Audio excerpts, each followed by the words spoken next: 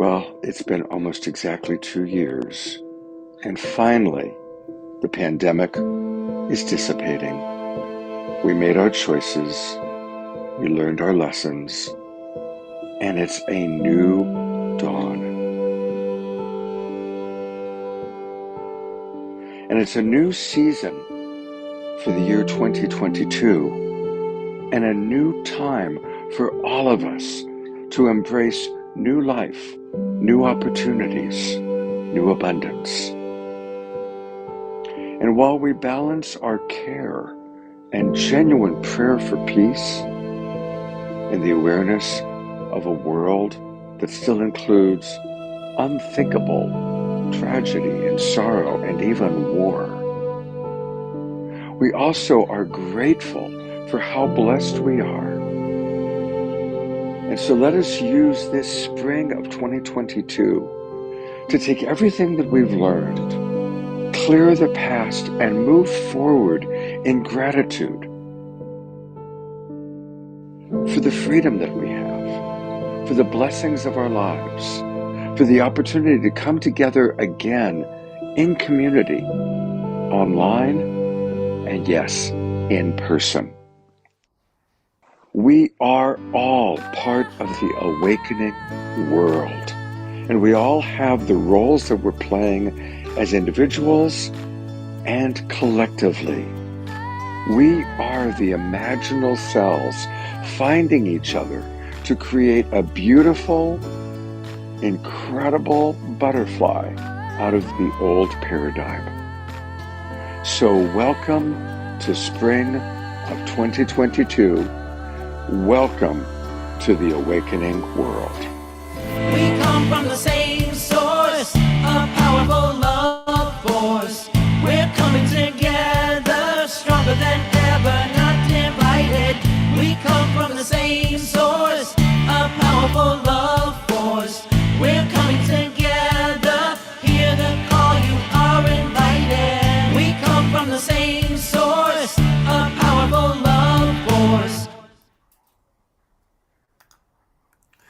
Welcome everybody to the Awakening World and our celebration of Saturday Night Alive and 2 years of the Global Peace Tribe.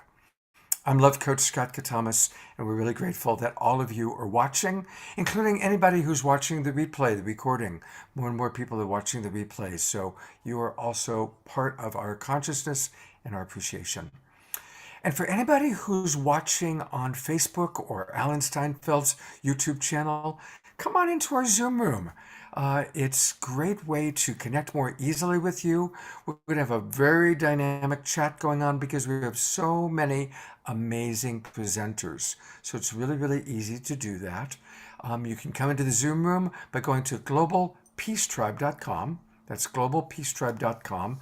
And register. And you can register for free. Just put in the promo code New Friend. globalpeacetribe.com, New Friend. Come on into our Zoom room. You're going to get the links, by the way, to all of our shows for the next 3 months. The Awakening World is on Friday nights, Saturday nights, and Sunday mornings. So there's a lot. Now, most of you have been coming for quite a while, and I want to take you on a little trip down memory lane and see as you watch this next 40-second video if it brings back some memories for you.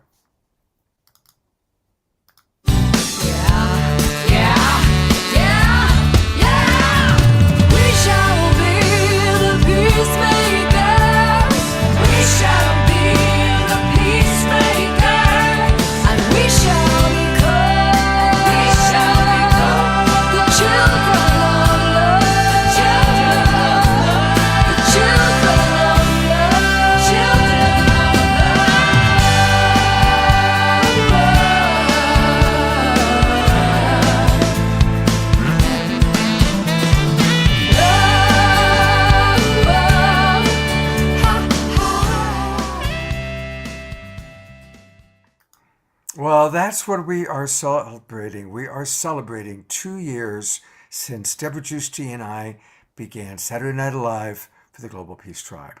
And we've got an amazing group of friends that have come to celebrate with us, amazing presenters, and to tell you all about tonight's show. She's back. Here's Deborah Giusti. Thank you, Scott. And yes, it's so great to be back again. It was such an amazing time we all spent together.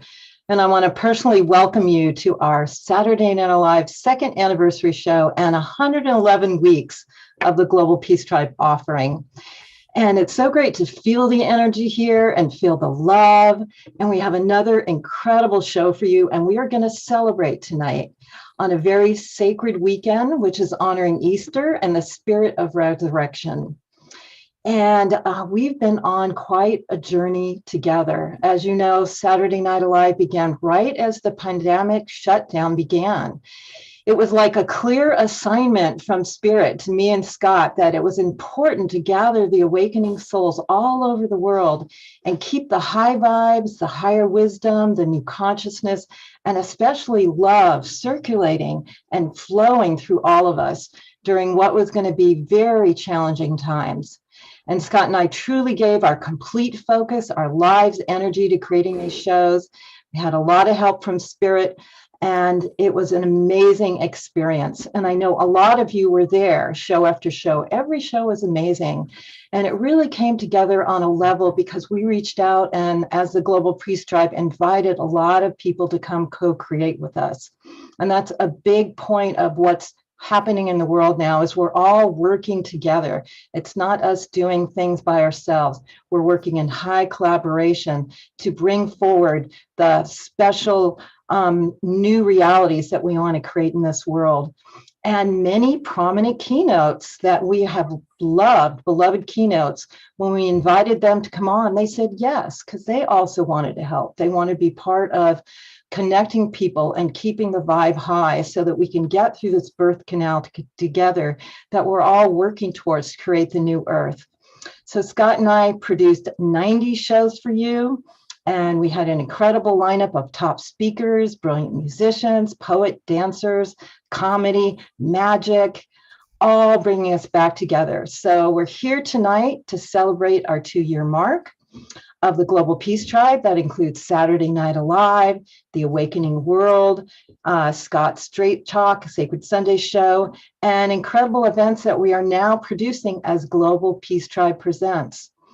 So we feel it's a new beginning now. Things are starting to open up, but they're not the same. And we're not going to go back to the same old, same old. So it's time to explore. What have we learned from the challenges, the losses, the new opportunities? How have we transformed our bodies, minds, spirit, relationships, and our communities? And especially what's next as we continue to align in high collaboration to create the new earth. And so when we went to create the show, we invited some of our favorite presenters, musicians and comedians, and many of them said yes, and they're going to be here with you tonight. So I'm going to introduce them now. I want to introduce Neale Donald Walsch, who was with us several times.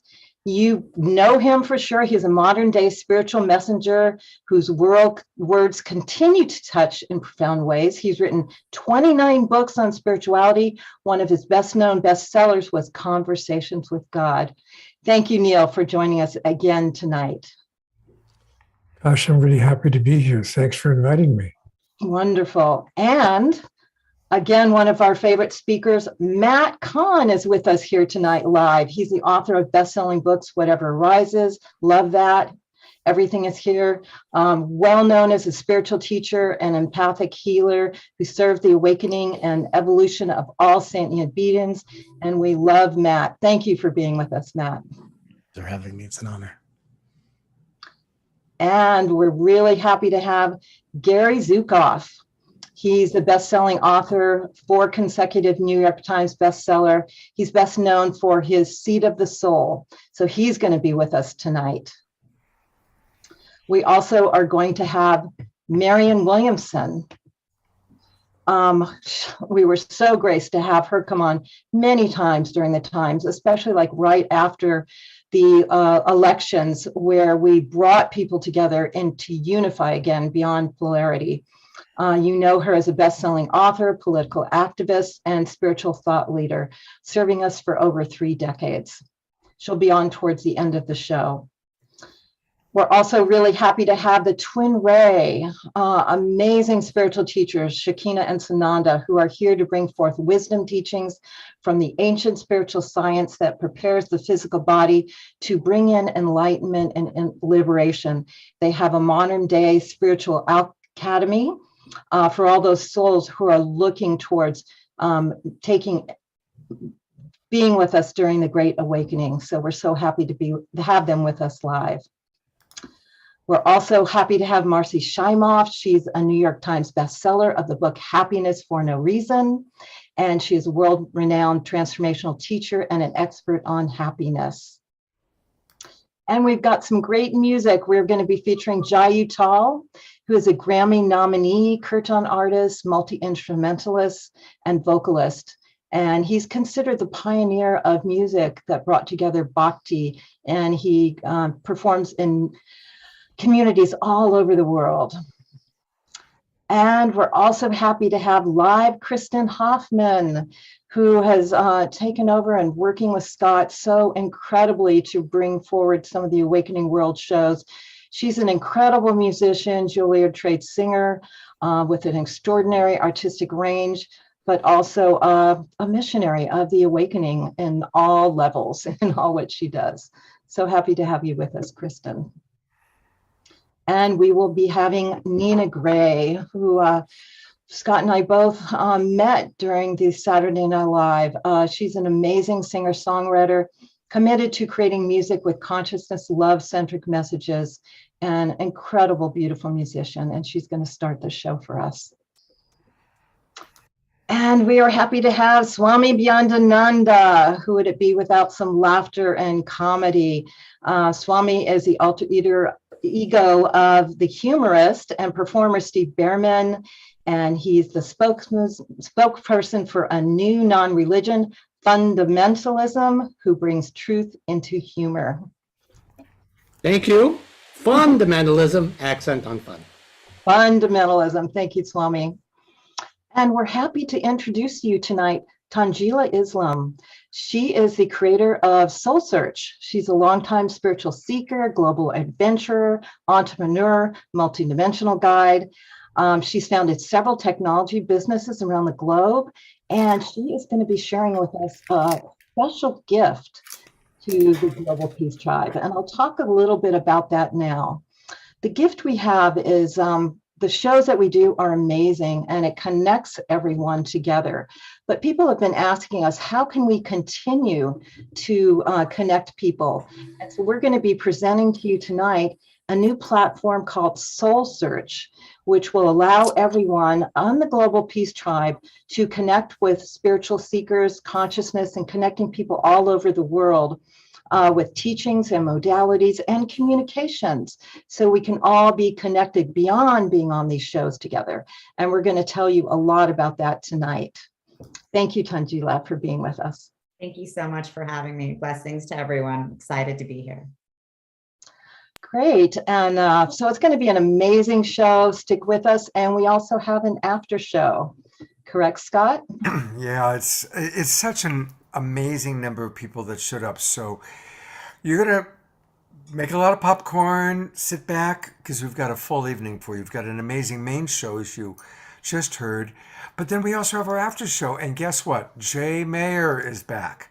So we're going to get to see Jay. And of course, where Jay is, luckily, usually Jan is also close by. And so Jay and Jan are going to be with us tonight for the after show. And I'm really happy about that again. And then we also have really enjoyed Omashar, who has flown back early from England to be with us. So Omashar is going to play some music. So we're certainly excited about that. And Fanny and Vigari will be joining us again. And we also are going to have a couple of really powerful videos that we're going to play with. You're going to get a chance to see Valerie Romanoff, Johanna Beekman, and a beautiful, poignant video of Kristen Hoffman when she was playing music for one of our fire victims during fundraising. And then finally, I did a special pre-recorded video with grandmother Flor de Mayo. And we did a pre-record together a few days ago, and we're going to close out our entire show with her prayer for unity and for peace. So it's a powerful, long, wonderful evening celebrating and also moving forward. And as most of you know, we always like to start with music. And just as we invited our favorite presenters, we also invited our favorite musical artists. And I was so happy. Nina Gray she had to juggle a lot of things around to make it happen. But Nina is such a powerful voice. She did the narration for our original promotional video. She has sang on many of our shows, and whenever she sings, our hearts open.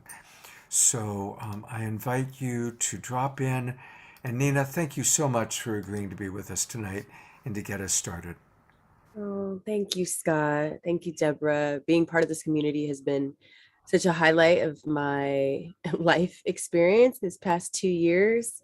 I love coming together with community that knows that we're here for a reason and that we are able and we are being called to bring forth the light during these times. So the reminder of that is powerful. These last 2 years have been such a beautiful space of awareness. And in the social justice space where I spend a lot of my attention, I was inspired to write a lot of songs because of what was happening in the States and beyond. And one of these songs called Freedom is one I want to share with you tonight on this quest for freedom that we are all experiencing more and more of as we shed what keeps us imprisoned, encaged, and stuck in old paradigms of behavior.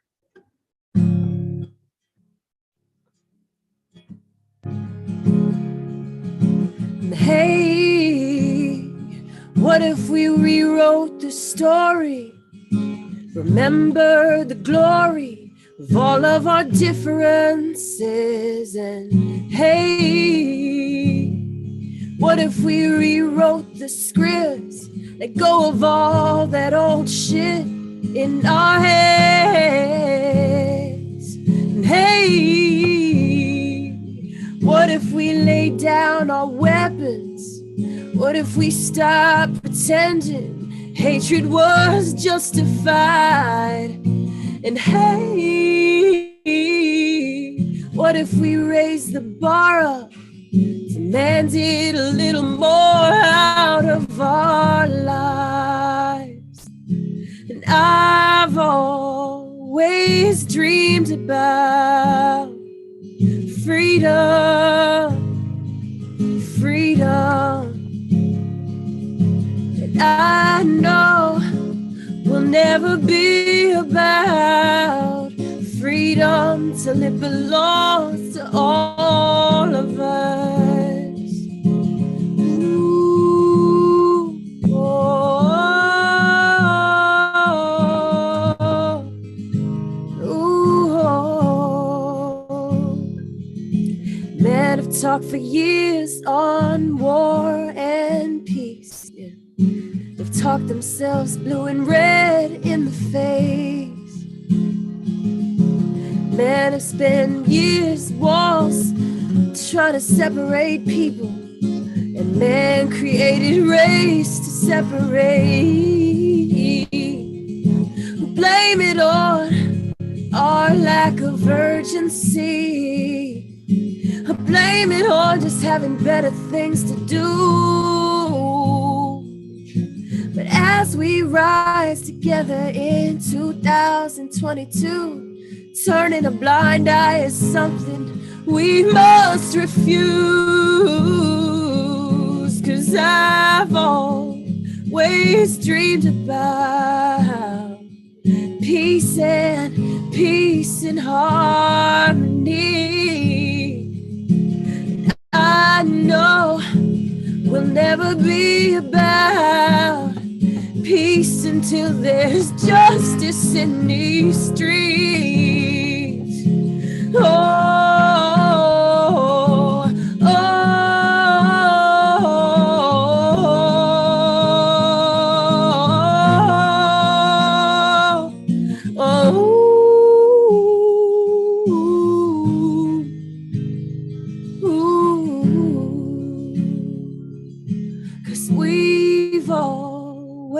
always dreamed about. Freedom, freedom. And we know that we're gonna be about freedom, 'cause it belongs to all of us.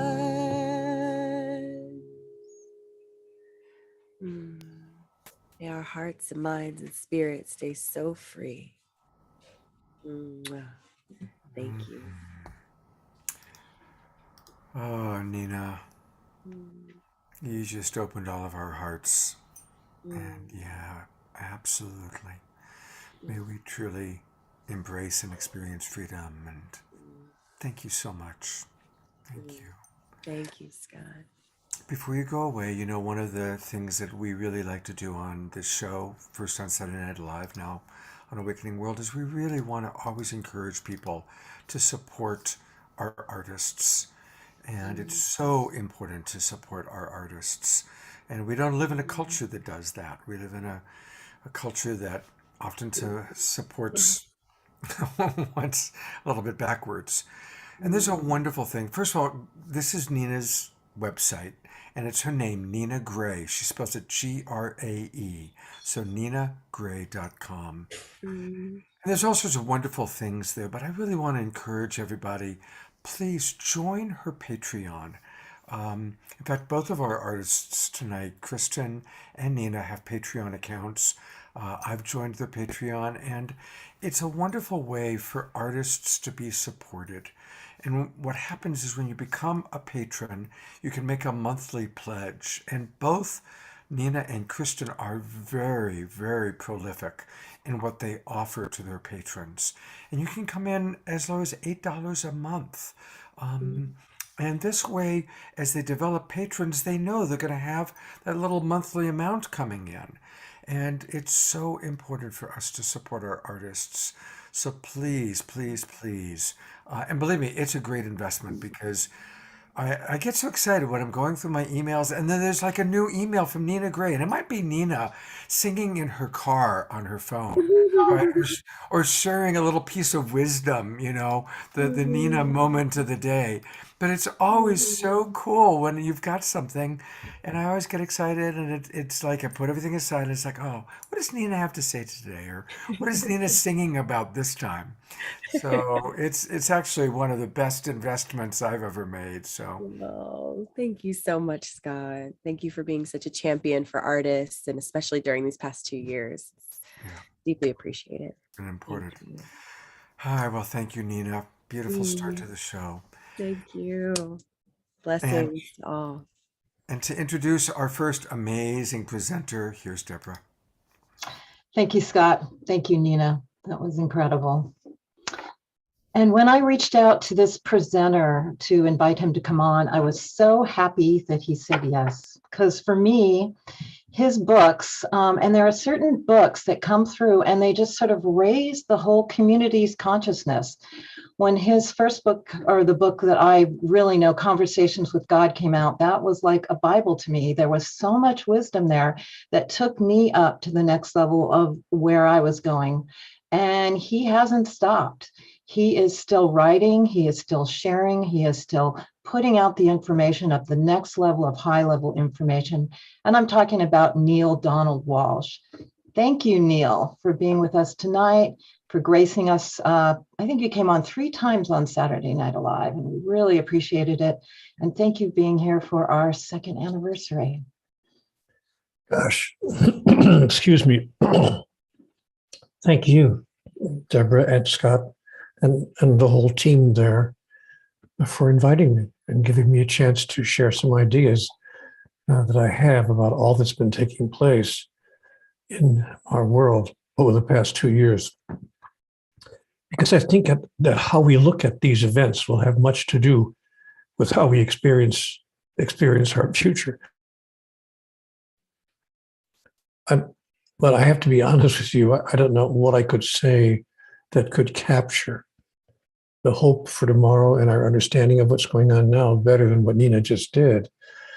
It's very difficult to follow that. You're right, Deborah. It opened our hearts. Scott, you're right. Our hearts are open now. And gosh, Nina, thank you for putting into words and into music, for putting out a message that we could all relate to immediately and at a very deep level.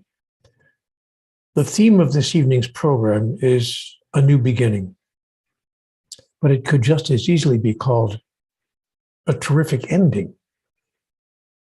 Because I think that what we have learned over the past 24 months is that it is no longer desirable or workable for us to continue living as we have been. What I mean is the challenges and losses we've encountered since 2020 have brought much of humanity, perhaps a larger percentage of all of us than ever before, to a place of clarity. Clarity that it is time for us to abandon some of our most sacred beliefs. Two that I can think of right off the top. These are beliefs that have been held as foundational by our species, but that events over the past 2 years have taught us no longer support our civilization. They do not help us to create the life that we choose. The two beliefs that we are learning to abandon: first, our belief in separation. And second, our belief in a God who separated us from God and who judges, condemns, and punishes. We've learned in the past 24 months that all the world is one, that we are one with everyone, and that we wish no longer to be controlled by a them versus us mentality. We have learned beyond a shadow of a doubt, as I can see, that this can no longer work for us. We've learned that if we are going to be confronted by a common crisis, to say nothing of a series of common crises, then we are going to have to create common solutions, solutions that work, not only for some of us, but for all of us. Have we gotten there yet? No. But we have learned that this is the direction in which we now wish to go. And I really have a sense, a deep inner feeling that we're seriously on our way. Our belief in a separation theology is what began all of this, in my observation. In the earliest days of the history of our species, we couldn't figure out what was going on. I mean, how it was happening. We had no explanation for the events that we observed. You know, the changing beauty of the night sky, the frightening impact of an earthquake, all of the events, the effects of the world around us. We didn't know how that was happening. All we knew is that we had no control over it. So we concluded that there must be another power, a higher power, a power over which we had no control, that was producing outcomes we could neither predict nor avoid. This wound up creating, as the years went by, a separation theology. The idea that the higher power was somewhere over there, and we're down here, totally separate from it.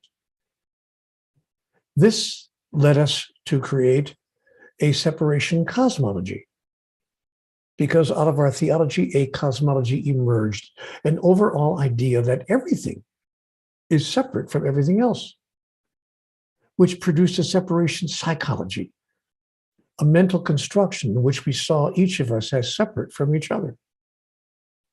And this generated a separation sociology, the forming of groups that we came to call nations and races and religions, and all manner of ways in which we organized ourselves, each group declaring and serving its own interests. And finally, all of that wound up producing a separation pathology. Pathological behaviors of self-destruction, evidenced throughout recorded history and showing itself again during these days and times.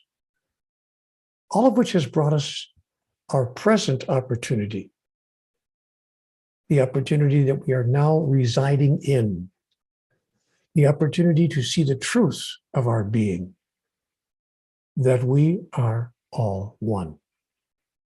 one with each other, one with life, and yes, one with the higher power. My observation is that our understanding of this is reaching new levels in response to the events of 2020, of 2021, and our present year, now over one quarter finished.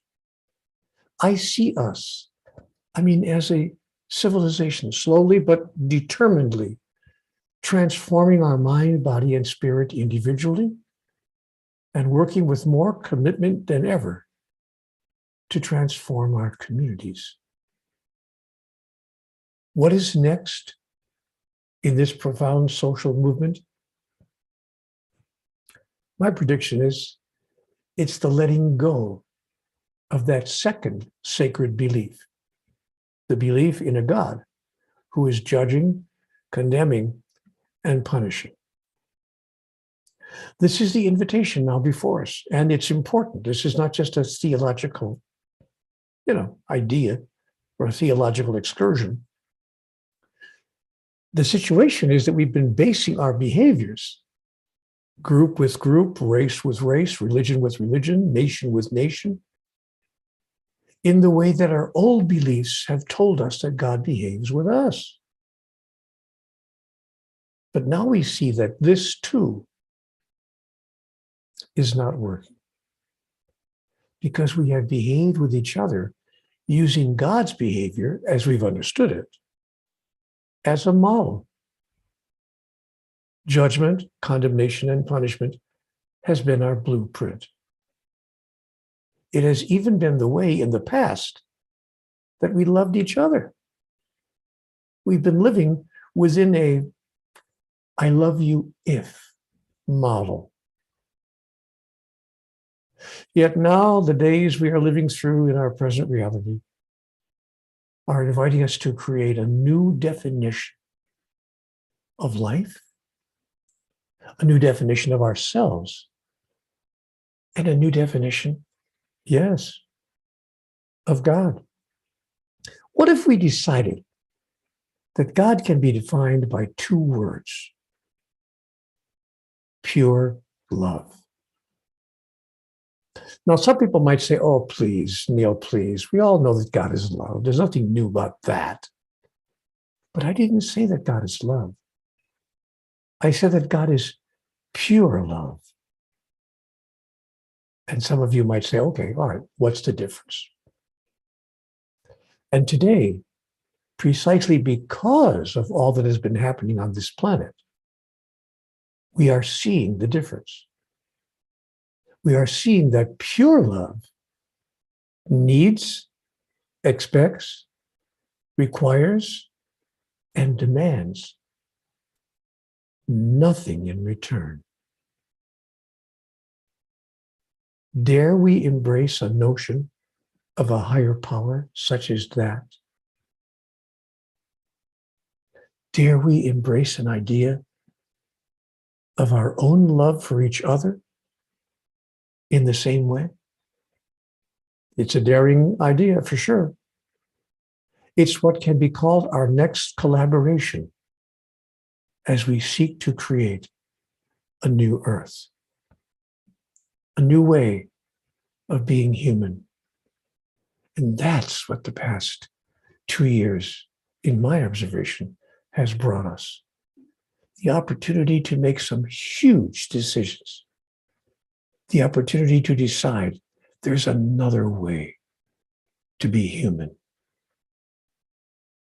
And that's what I hope we'll be listening to carefully tonight as well. In the words, the insights, the awareness, the understanding of all the wonderful presenters and speakers that have been gathered by Deborah and Scott and the entire team here to bring us all to a new place of upliftment, a new place of awareness, a new invitation. Things don't have to be the way they have been. But sometimes it takes, dare I use the word a crisis, or something pretty close to a crisis, to stop us in our tracks and cause us to say, okay, time to change directions. So more about what that new direction will be is what you'll be listening to tonight. Listen carefully to the people who will follow. They have huge wisdom and wonderful insights. And by the way, please know that you didn't come here by accident. Your soul brought you here to hear exactly what you're going to hear in the moments just ahead. So I thank you for that dedication, for that commitment, and for that choice and decision to be here. And thank you all for this opportunity to share these moments with you. Oh, Neil, thank you so much for getting us off to a really wonderful start and for your wisdom. And yeah, learning true love, divine love. I'm a dog lover, and my dog is who teaches me unconditional love. And my best friend wrote a book, Jonathan Robinson, called Conversations with Dog.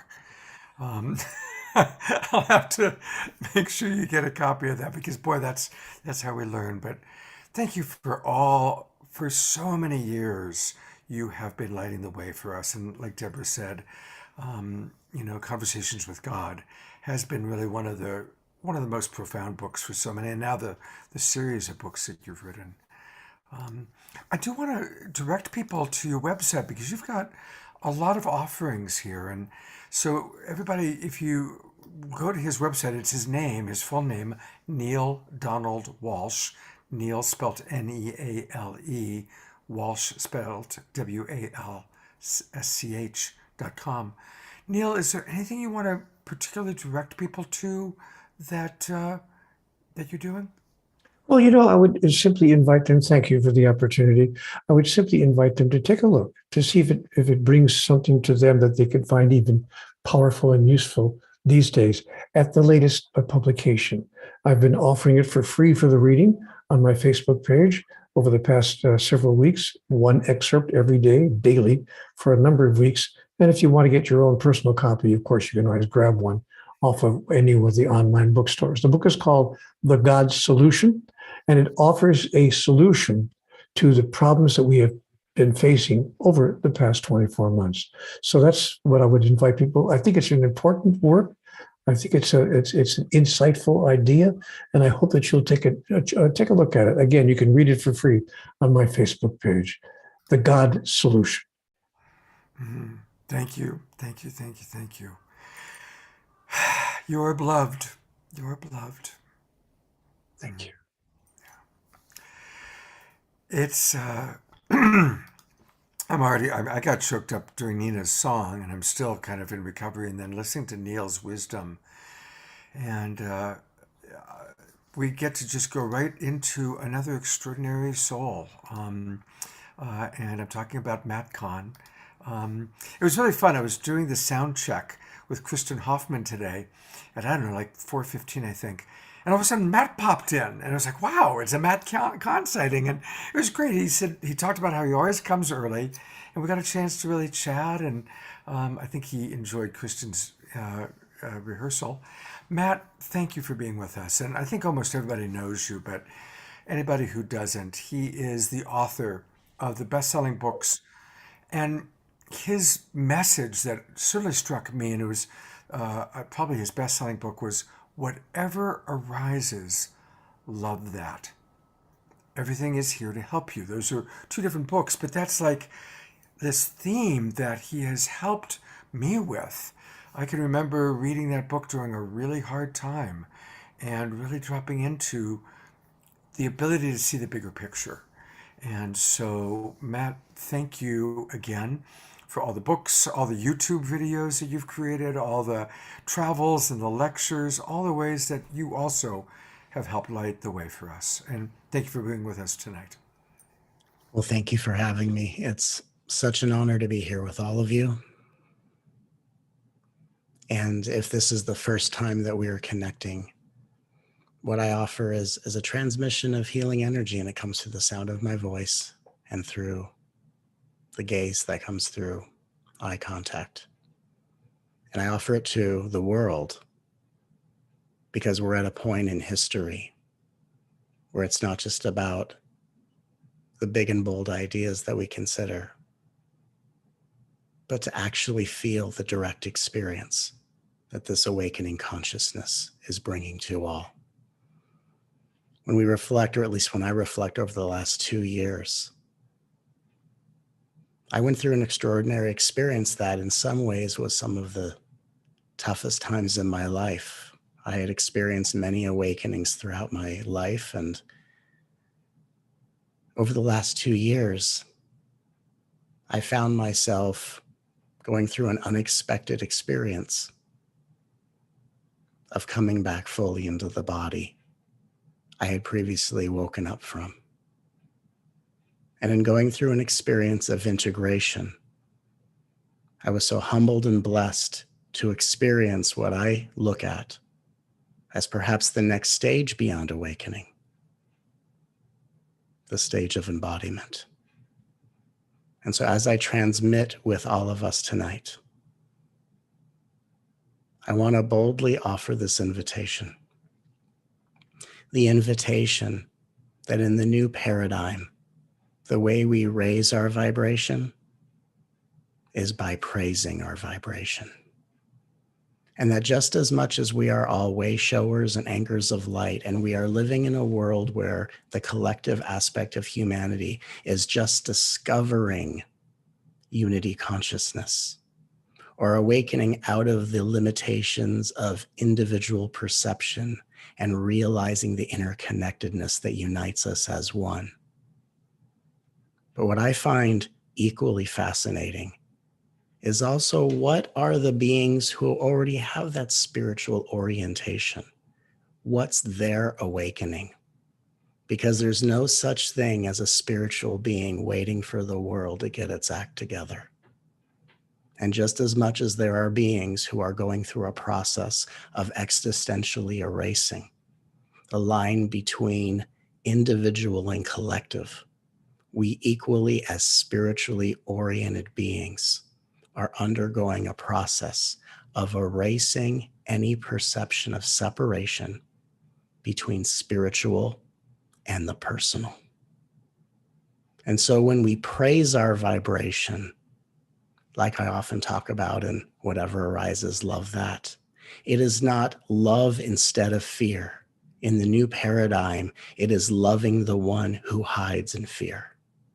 It is not love instead of sadness, but using the love to embrace the sadness within us, so that when we're in the presence of another being who is sad, we have practiced making such peace and such a connection of friendship and intimacy with our own emotions that we can actually hold space for the healings occurring in those who are manifested in our direction. And as spiritual beings, this is a time to erase any imagined barriers between the human experience, the personal experience, and the spiritual reality. We are not waking up out of being a person to hide in higher dimensions. We are bringing our higher dimensional consciousness into the physical form as a gateway that brings unity consciousness into this world, so we can begin collaborating, connecting, and recreating the infrastructure of this world from the inside out, all anchored at the vibration of love. To think about raising a vibration suggests that I'm going to lift my energy above a lower vibration to stay in the higher vibration. And so many beings have the misfortune of then blaming someone who bumped them out of their higher vibrational experience. But when we so boldly praise our vibration as a means of raising our vibration, we are taking the higher aspects of our infinite intelligence, the glory and radiance of our eternal hearts, and we are embracing every wound. We're consoling every fear, and we are allowing ourselves to go through a living experience of alchemy, where we are living embodied agents of transformation that watch the work of art of the universe come alive within us when we love ourselves in response to whatever experience arises. We are no longer on paths assuming or trying to do any amount of spiritual work to get out of certain experiences. We accept from a space of surrendered resolve that every experience that we are having is not a sign of what you haven't worked on, looked at, or processed, or traced back to a past experience. For all of the memories that live in the cells of our bodies are one with the pain the world is still learning to face.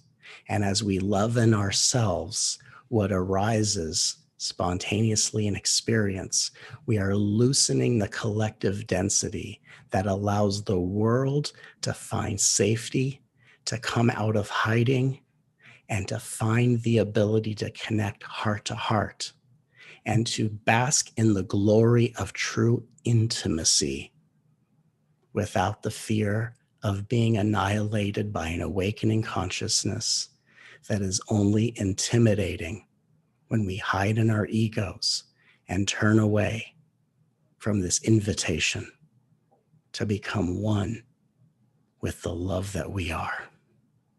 And as I personally reflect on the last few years of what has happened as I've come into the state of embodiment, what was important before has become impeccably important now. My service to humanity is not limited to the books I write, to the YouTube videos that have become popular, to this moment where I'm transmitting with you. My offering to humanity is the artistry of my personal conduct, where in every breath, the most important thing in my entire life is that I am giving anyone that enters my presence a course corrective experience of my gender, a course corrective experience of my race, a course corrective experience of my consciousness, and a course corrective experience of my form. For it is my greatest desire to not assume I know anything about the experiences of anyone's journey, so that I have so much to learn in listening to the unique testimony of every human being.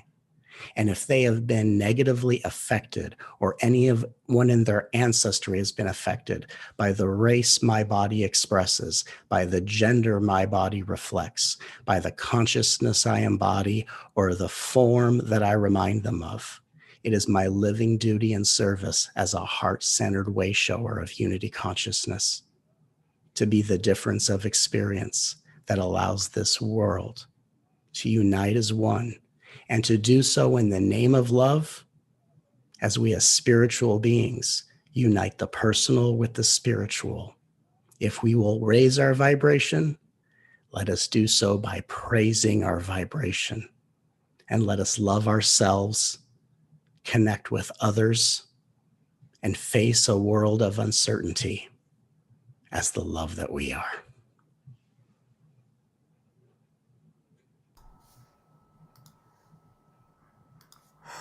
Boom. Boom.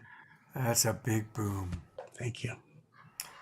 I really want to encourage everyone to make sure that you get a copy of the recording. You'll find this all over. It's on the YouTube channel, Alan's YouTube channel, Global Peace Tribe. And what Matt just shared, really the back-to-back of Nina opening our hearts, Gorgeous. Neil's genius, and then really what you just said, Matt, we do shows on decolonization, and but you just described so beautifully a very compassionately loving way Thank you.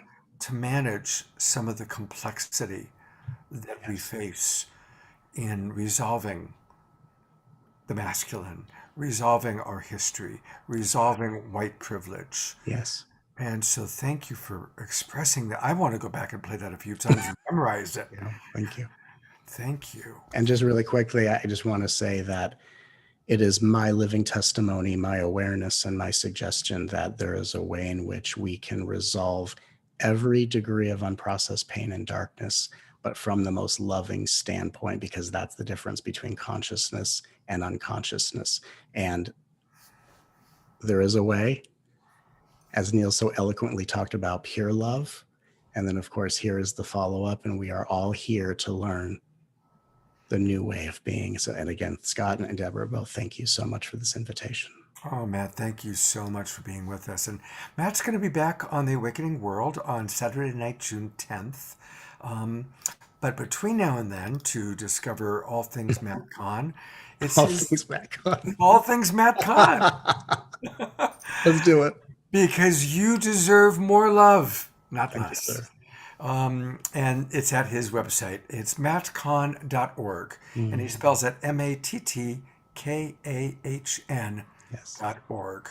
And his books are wonderful. I love his books. I can remember I was at Wilbur Hot Springs when I first read Whatever Arises. Love that. And I was there because I was in a hard time. And that book really helped me, Matt. So anyway, thank you so much for being with us. And Thank you. It's this an honor. incredible transmission. Thank you. Oh, thank you. Well, Deborah, well, it's like such an extraordinary start to the evening, and just that transmission we received from Matt just now. Wow. And he has a new book coming out, and we're going to be sharing about that. That's coming out in the next month or so, in June. So Again, watch thank you that. so much, Matt. Yeah. All right. Well, I'm going to turn it over to Deborah because she's got something very special to share and a wonderful person to introduce. Yes, as we can acknowledge the synchronicities that are happening so greatly now, as the whole world continues to escalate towards awakening, I was very blessed to meet this woman, Tangela, as I was deciding if we were going to produce this Saturday Night Alive. And synchronistically, we talked about what she had to offer. And in coming back and doing the second anniversary of Saturday Night Alive, we saw that this would be an incredible gift for the Global Peace Tribe community for the next cycle of what we're all doing. Because we've brought a lot of people together. These shows are fabulous. And there's a lot that happens when we're online together, but really, how do you follow through with connecting everyone and getting to meet everyone and figure out what your gifts are and what your missions are and what you have to offer? And right there in front of me, as I was talking to her, that is what she has been working on. And this is a gift to you tonight for the Global Peace Tribe. So Tangela is a longtime spiritual seeker, global adventurer, entrepreneur, multidimensional guide. She's founded several technology businesses around the world, and she's very passionate about people connecting and about connecting at a deep level. And she saw within her own life how this is so important for us now to empower all that we're doing to deeply connect. So she, with her own resources, her own heart, her own courage, created this incredible platform called Soul Search. And it's an online destination space for spirituality and consciousness, where people all over the world can share what they're up to in terms of what they have to offer. You can be on groups, you can share, you can connect. And we also have a platform, a group for Global Peace Tribe. So the Global Peace Tribe people, if you want to meet each other in there, can connect. So as we know, some of our other social media platforms are a little bit compromised sometimes. At times they won't let you say all that you want to do or share all that you want to do. So this is another alternative for us to really come together and connect and share what we want. So I want to introduce Tangela now to share about what she has to offer as this gift to the Global Peace Tribe. And Tangela, do you want us to show the video first? Sure, that would be great, actually. Thank you so much. Thanks for the wonderful introduction, Deborah. Yes. During these extraordinary times, are you seeking friends and collaborators, like-minded, brilliant, beautiful souls who want to be a part of creating the new earth? Here is the answer. Welcome to Soul Search. Soul Search is the high-frequency global online destination for spirituality and consciousness, where people from around the globe like you come together for spiritual exploration. This is a multi-dimensional community for spiritual seekers, healers, teachers, and guides for the global awakening. With Soul Search, the spiritual seeker can easily search for and connect with healing modalities, spiritual teachings, practices, and practitioners. You can explore high vibrational online and in-person spiritual events across the globe. Within the Soul Search community, you can join groups or take courses for your spiritual journey. With Soul Search, you are part of an inclusive, growing global community for consciousness. For spiritually conscious practitioners, Soul Search connects you to a global audience seeking your services. Build your credibility with a robust profile that demonstrates your expertise and experience. Post client reviews, articles, videos, photos, and audio. You can create secure and private online communities for your groups and clients. Be a part of an awakening community for spirituality where you can collaborate and connect with practitioners and seekers. As our gift to the Global Peace Tribe, we have created a group in the Soul Search community where Global Peace Tribe members can connect, share, and create together for the global consciousness awakening. Whether you are a spiritual seeker, healer, or just curious, join soulsearch.io today. Don't miss out on this opportunity to be part of our high vibrational community for the global awakening. We're excited to be connecting with your soul and radiant light.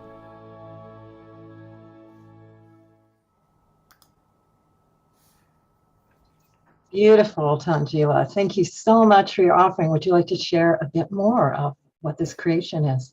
Sure. Well, thank you so much for having me and for introducing Soul Search, the Global Peace Tribe. And it's just been such a beautiful evening already with Nina Gray's amazing heart-opening music and Neil Donald Walsh and Matt Kahn. So this has just already been so powerful. And I just want to acknowledge every single person here and how much I can feel all of your energy, all of us coming together and all of our hearts opening together to really create this. And this experience is something that I just wanted to bring out into the world more broadly and share more broadly. And that's really the impetus behind Soul Search. I was hosting spiritual events and ceremonies in New York City, and a lot of people would come who not even familiar with meditation or anything spiritual, and they would really start shifting and come to me and say, hey, where can I start learning more? How can I connect with a specific healer? Or where can I explore this modality or find a retreat? And there was really no destination for people to go to online to begin this journey and to start exploring. And I wanted there to be a global destination where practitioners and seekers could come together and start exploring. And so that was the birth of Soul Search. And it's been a journey for me too. The last 2 years I've experienced complete ego dissolution, having to really let go of a lot of the things that I identified with culturally and socially. And I kind of had to go through that to really expand and open into what is true unity consciousness and what is true open love. And that's really the premise behind Soul Search, is to really create this high vibrational open community where people from around the world can come together to start exploring what spirituality and consciousness means to them, and creating a platform where healers can come and have their profiles and be able to share their gifts in terms of their expertise, articles, videos, events, and where people can have their retreats. And it's so important, even for me, these last 2 years, I feel like having spiritual community here in Sedona, where I live, and also in the Bay Area, where I moved to from New York City, was really pivotal in my expansion and my opening. And not everyone has that. And so I think it's so important. We've learned through Global Peace Tribe that having a virtual community is amazing and can really provide people so much support when you really feel like you're alone and you don't really have a place to go to, because there's so much confusion in what's happening around in the world and what's happening inside ourselves. And so what we really want to do with Soul Search is provide this community for people wherever they are, if they're in Cairo or if in Mexico City and they're interested in ascension or, chakra healing or whatever, or if they want to learn more about Neil Donald Walsh's Conversations with God, they can come and start exploring in community and start exploring together and having those conversations, and then finding places where they can then be meeting in person through retreats and events. So this is really, what what we've created, and it's something we're creating with the community. So it's going to be evolving and expanding with all of you. And we're really excited to offer this gift to the Global Peace Tribe of having an online community for all of you, where you can come together to continue sharing and connecting and collaborating, because this is the age of the global awakening, where it's all about collaboration and connection and community from the heart and with the heart in the one heart. Tangela, thank you so much for what you've created. And we're really excited about collaborating with you. We're going to do an entire weekend of the Awakening World, first weekend of June with Tangela. And every week we're going to, highlight a little something that she's doing so we can really integrate her into our world. And all the people you're going to meet through Global Peace Tribe, and all the Global Peace Tribers that are going to be able to meet each other through what you're creating. So thank you so much. Thank you. Thanks so much for being, for opening the way, for paving the way by creating Global Peace Tribe during this time of, what's been a very difficult time for a lot of people, and creating a community. And we just hope to really continue that even more broadly. So thank you so much. Oh, beautiful. All right. Stick around. We've got a great show. You're going to enjoy it. Thank you. And she'll be back with us tomorrow morning also for our Sacred Sunday show. So you'll be seeing more and more of Tangela. Well, Deborah and I get to now honor two people that talk about collaborators. These were two people that were so critical to the growth, the evolution of Saturday Night Alive. And of course, I'm talking about Jay Mayer and Jan Kaplan. Jay generously supported and sponsored us and allowed us to do a lot of the shows. All the Indigenous elder and wisdom shows that we did, Jay made that happen. And Jay and Jan created a lot of videos, including what we're about to see, our weekly Wisdom Jewels video. But before we show that, I'd love to turn it over to Deborah, who I know has some words of appreciation also. Yeah, they were with us week by week. Totally. They were like our partners. Incredible partnership they are. Incredible talents. Jan has been a show producer for many years in her life, and Jay has a vision and a heart that encompasses the world. So they were with us in our meetings and birthing these new ideas that came forward, and especially honoring the Indigenous. That was such a special run of shows. And we brought Indigenous elders from all over the world that came and spoke to you and gave their wisdom. And how important is that right now? Because they're telling us what, they've known for years that we need to know about honoring the earth and bringing balance in and all that they live by. So very, very special. So we asked them to put together a wisdom jewel, which is another incredible thing they did. They created the wisdom jewels every single week in their studio, and that highlighted incredible wisdom and speakers and all of that. So thank you, both of you, for being with us and being on that journey. And of course, when we think of Jay Mayer, we think of light touch. And I have a feather right by my desk and a feather right by my bed. And we are in the after show going to be doing some light touch practice with Jay and with Jan. And also during the after show, we're going to play a video of Grandmother Flor de Mayo that she did for us just a few days ago, a prayer. And then finally, and Jan, you may, if you want to say anything, we're dedicating this wisdom jewel to the memory of someone who became a good friend of Jan, and by nature a friend then of Global Peace Tribe, and that's Joanne Shenandoah, who sadly passed away. And anything you want to share, Jan? Oh, yeah. Well, it's just been like an amazing journey, and to work with both of you and being able to bring Indigenous voices, to this platform. And Joanne was so special and such a dear, dear ambassador of peace. And so, it's so rare that we got to make new friends during the pandemic. And so this show allowed us all to meet new people and really go deep with people that we had never even met before.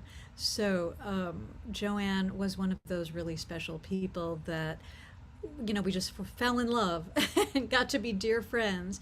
And the next thing I know, she left us. And so, you know, it was a really profound experience for me to, you know, fall in love with her and to consider her part of our Global Peace Tribe family, and then to lose her, but to know that her music and her work lives on and her beautiful family lives on. And so, yay, thank you for the Yeah, thank opportunity. you, Jan. Thank you. And we actually have a little video here of the news broadcast about the passage of Joanne.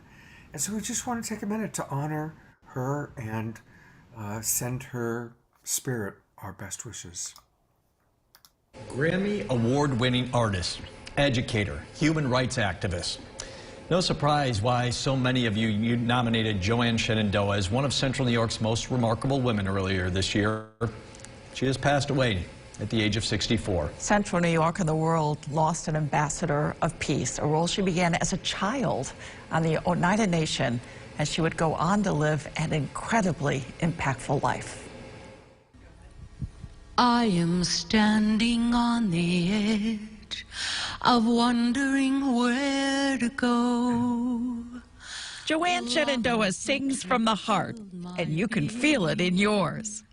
Torn in this world of woe. Her music career started at a very young age, with her parents encouraging her to study voice, flute, piano, guitar. I was told as I was a little girl from Visionary, it would help people to understand relevance of peace. And she grew up to become a Grammy-winning musician and humanitarian, receiving accolades from around the world. She's played at the White House, the Vatican, shared the stage with top performers and heads of state, all true to the Oneida Elders' vision. I would bring music that would help to heal. Music that would be full of joy, full of love, and of peace. And that's happened over and over and over and over again. I get thousands of emails all the time, and I feel really good about that. She focused on her traditional teachings and meditation. She also went deeper into the healing powers of music. When Iroquois women dance, we dance in a circle, and our feet never leave the ground, as if to caress Mother Earth and thank her for giving us life. And we go the direction the earth moves, which is so beautiful and powerful. A true believer in the power of nature, of simplicity, and expressions that you can't get in a text message. I love to hear the texture, the sound, the desires, the passion, the love in someone's voice. And there is nothing quite like her voice. When others lose their way, we will rise up. We will rise up. We will rise up and see the way. With beauty in her voice and in her soul, Joanne Shenandoah is remarkable. And so this section of our show tonight is honoring Joanne and all the Indigenous elders that came on. And again, thank you to Jay Mayer for making it happen. Thank you to Jan, who found so many of these Indigenous elders. And so they've put together a special wisdom jewels with quotes from Indigenous wisdom. Let's take a look.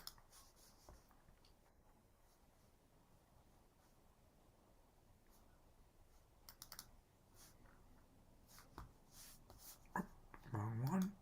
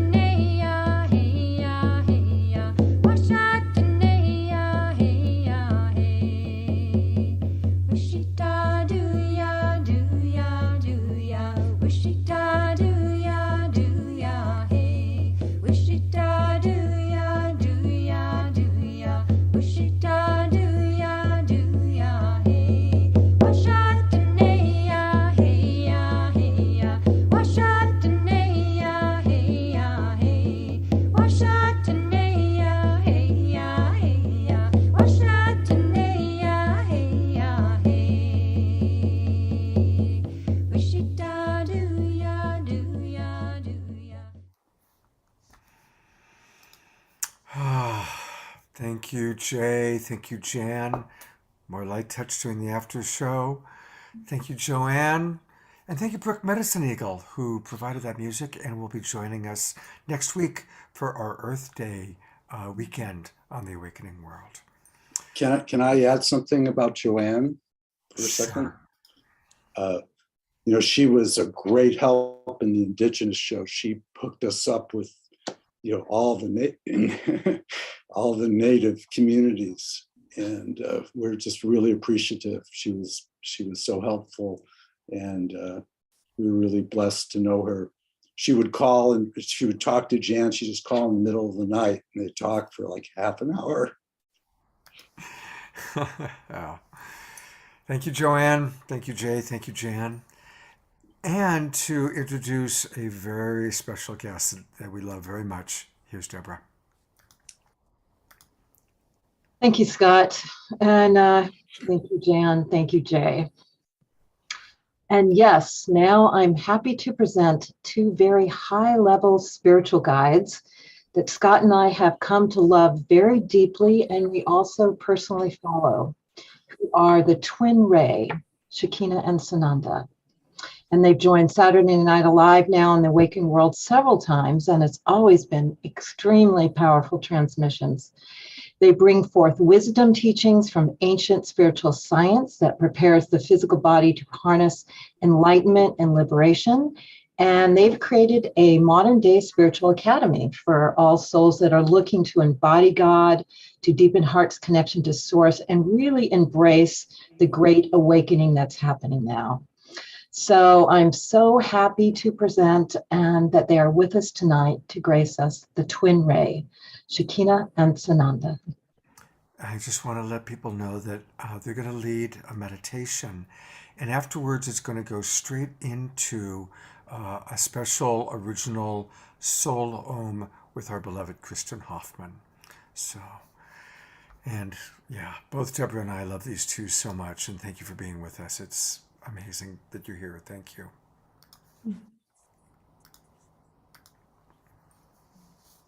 Thank you so much, beloveds. We were just feeling into the beautiful music that was played and the heart of the earth being felt throughout the music and honoring beautiful Joanne Shenandoah. And so again, and this is a perfect portal of time because today we present this portal of life and death and rebirth. Today we remember, come back together again with truth and remember what it means to give all, to receive the all. Today we take sacrifice and turn it into sacred life.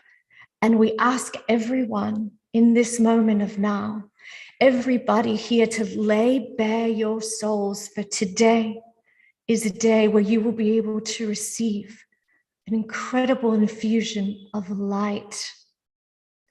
And remember that as we guide you through this process, you're going to open up more and more and more and more. And so we ask you to allow all that is coming. It's taking a deep breath, breathing into your sacred hearts, feeling the miracle that is your life,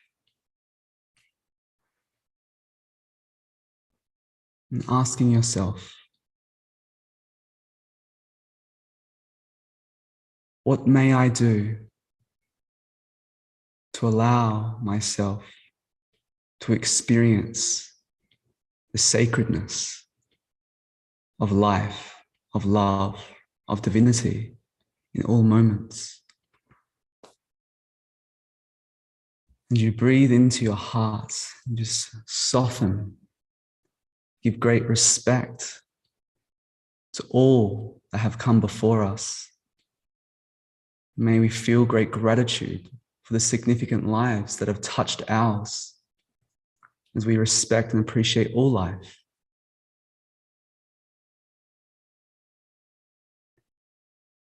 And when you allow yourself to breathe through your heart and see through your heart, see the miracles, see the wonderment, see the beauty that is before you. And as you appreciate all of the multiplicity and the beautiful unity that connects us all to the light of our soul, to the light of spirit, and we take a breath and let go and surrender into the remembrance of life, of loved ones.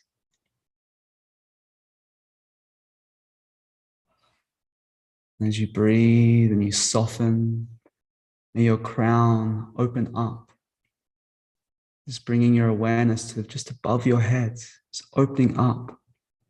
We're in a powerful wormhole right now, powerful time to move your life trajectory to the highest reality. And the highest reality is when you let go of all that you are not, to embrace all that you truly are. It's that purity of love. As you breathe, just feel your crown opening up.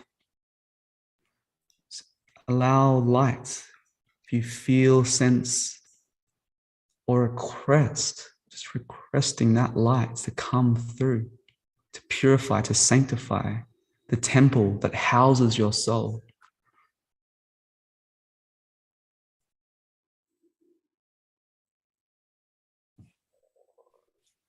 What would it be like to see through the eyes of God?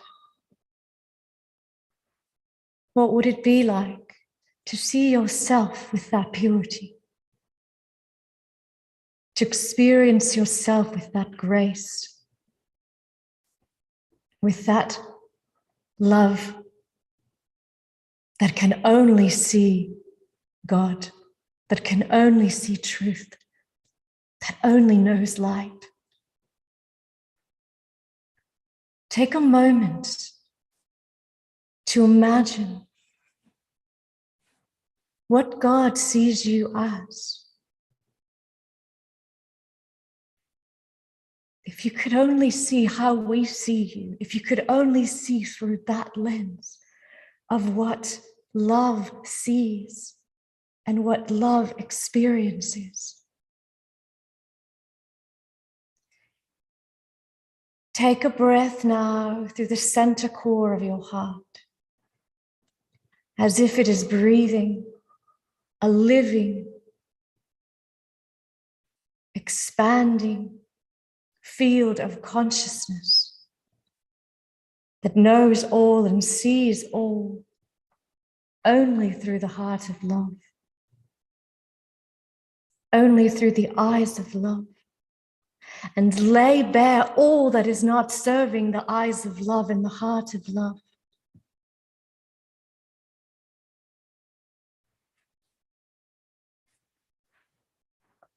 As you ascend into the light of your soul, into the expression of your truth, it's the path of shedding, releasing, relinquishing.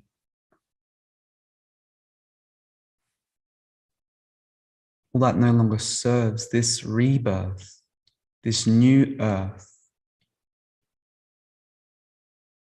So this is the time to let go and rejoice for the miracle of your life, for the miracle and the wonder of the lives that have touched yours, and for all lives, seen and unseen, are equally sacred. Seeing within every body to see the light of divinity, to feel that light with your heart, to breathe into that light, to serve that light, to give everything to that light, to surrender all to that light, to live a holy life. What is willing to give? That is why you're here, to give all of yourself, and all of yourself is the grand supremacy of divine love.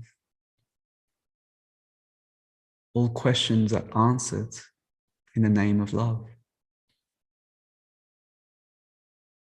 Allowing yourself to be so intelligent, opening yourself up to the intelligence of love, to know when to be firm and anchored, to know when to bend and flow, to know when to expand,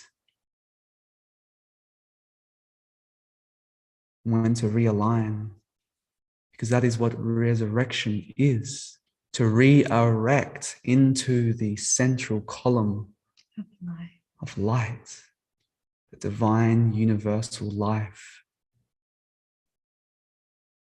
That is the purpose of your sacred incarnation.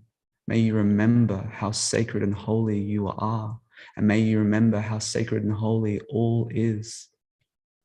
May this transmission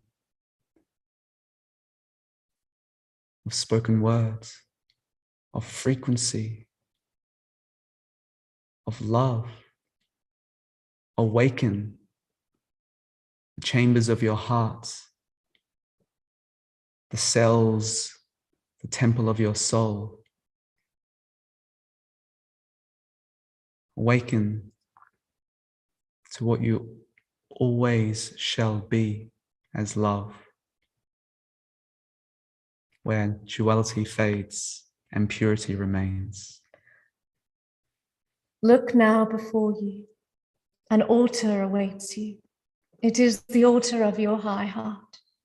It is the high heart that has been asking you to approach it, It is the high heart that has been crying for you to embrace it. It is the high heart that has been waiting for you to listen through the whisper of the wind to what it is asking. We ask you to begin to take steps towards the altar of your high heart. And as you get closer and closer and closer to that altar, you begin to rise, levitating just a little bit more the closer and closer you get. The light becomes brighter and brighter and brighter, and you become more and more empty, more and more still. And the last final calling is, what do you wish to give as an offering?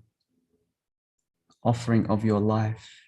If everything in your life, in the sum total of your expression, could be seen as one offering in this moment, what would you lay upon this altar as an offering to the Most High, an offering to the all-loving one, the Great Spirit, the Holy Spirit? If this was your last breath to take and your last moment before the grand celebration of eternity, what would you give? What would you offer? What would you sacrifice? Sacred life. Sacrifice in order to have a sacred life. What is that?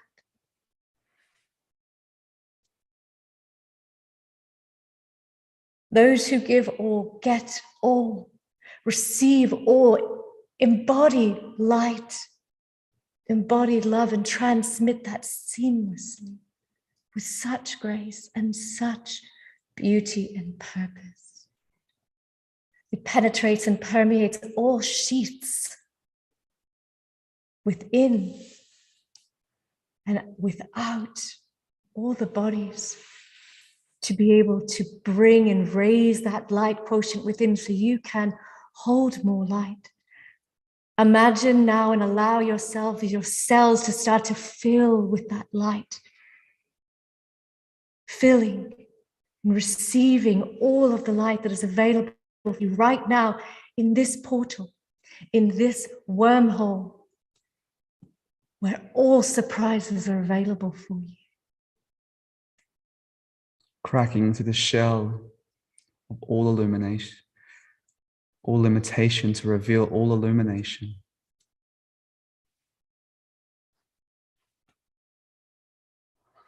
Take a deep breath and just soften, and allow yourself to feel the lightness of your soul, the lightness of the spirit that holds and upholds you in all moments that you take breath. In spirit is the breath of life. Allow yourself to take breath and honor life. And so it is.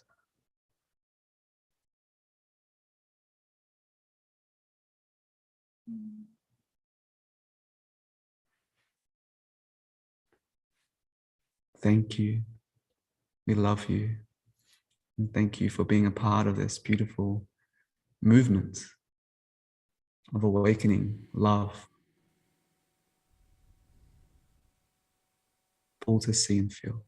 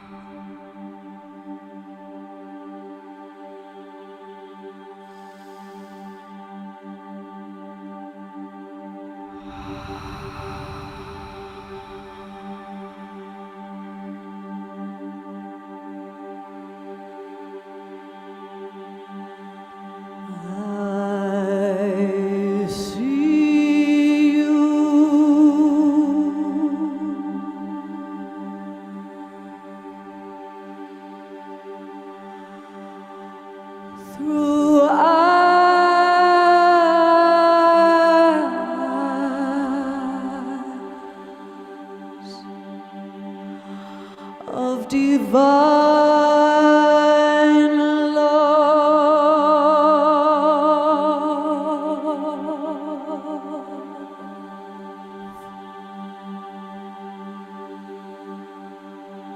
I see you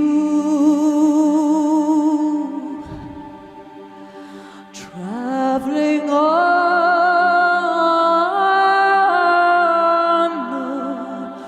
the wings of divine love.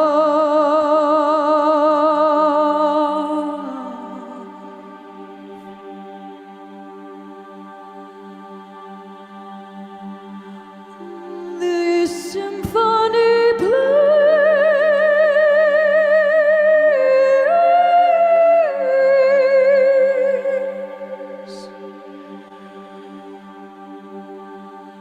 through the hearts of time.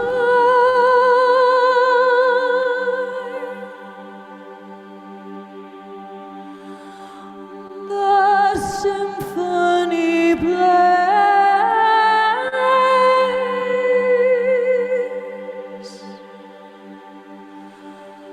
from heart to heart, from your heart through mine.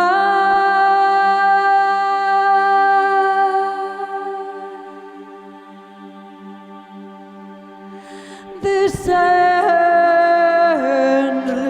love.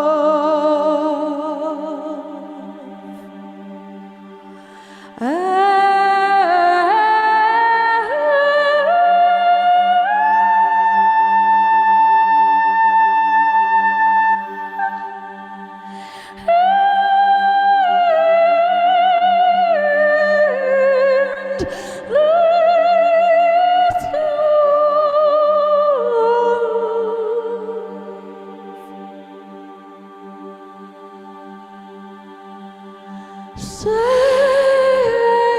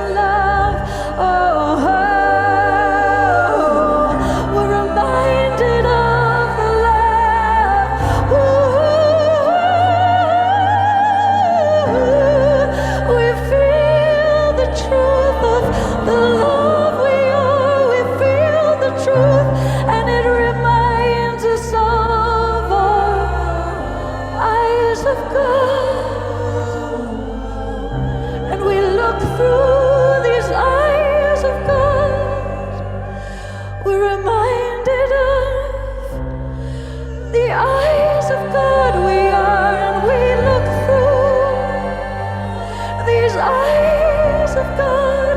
I'm seeing you, and you're seeing me in these new beginnings of awakening.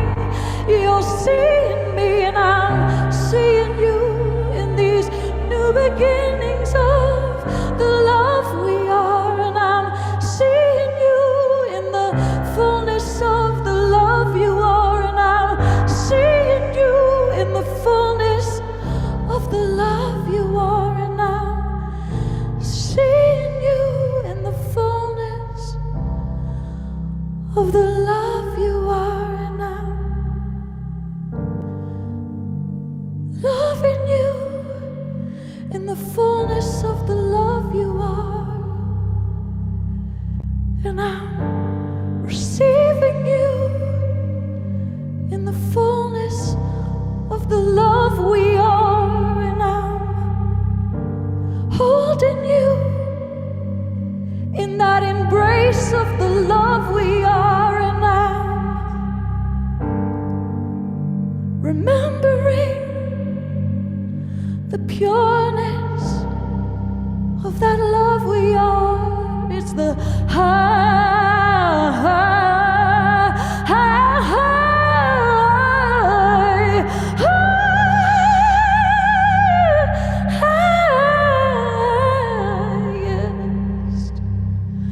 love, the highest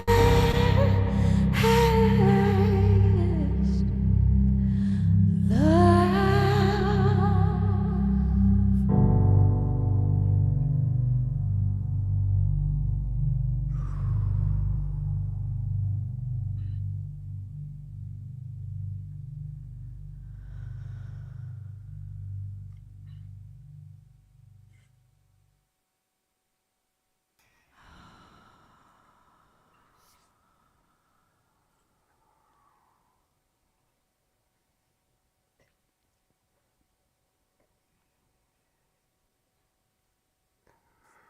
Celebrating this most important anniversary.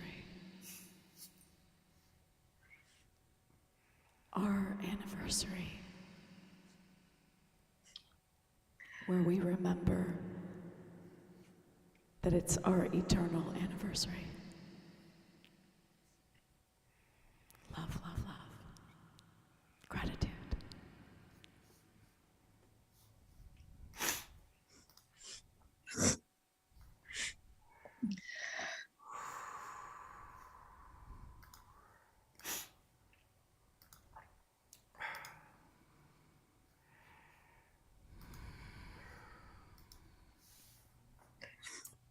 I'm going to invite us to just have like another minute of silence to digest that extraordinary back to back from the Twin Ray and then Kristen taking us to heaven, taking us to the eternal.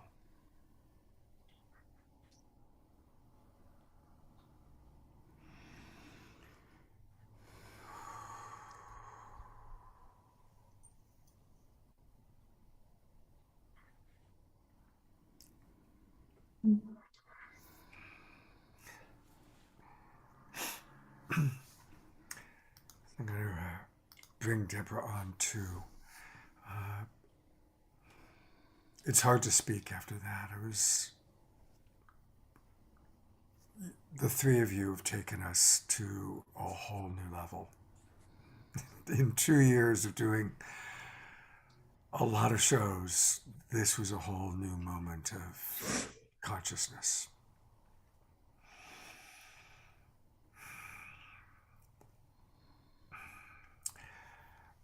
I really want to encourage anyone who has not already discovered what the Twin Ray have to offer. I've been blessed to meet so many amazing spiritual teachers. I'm 66 and I've been on this path a long time. Started when I saw Jim Morrison playing when I was 12 years old at a Love-In, and I've been following spiritual teachers ever since.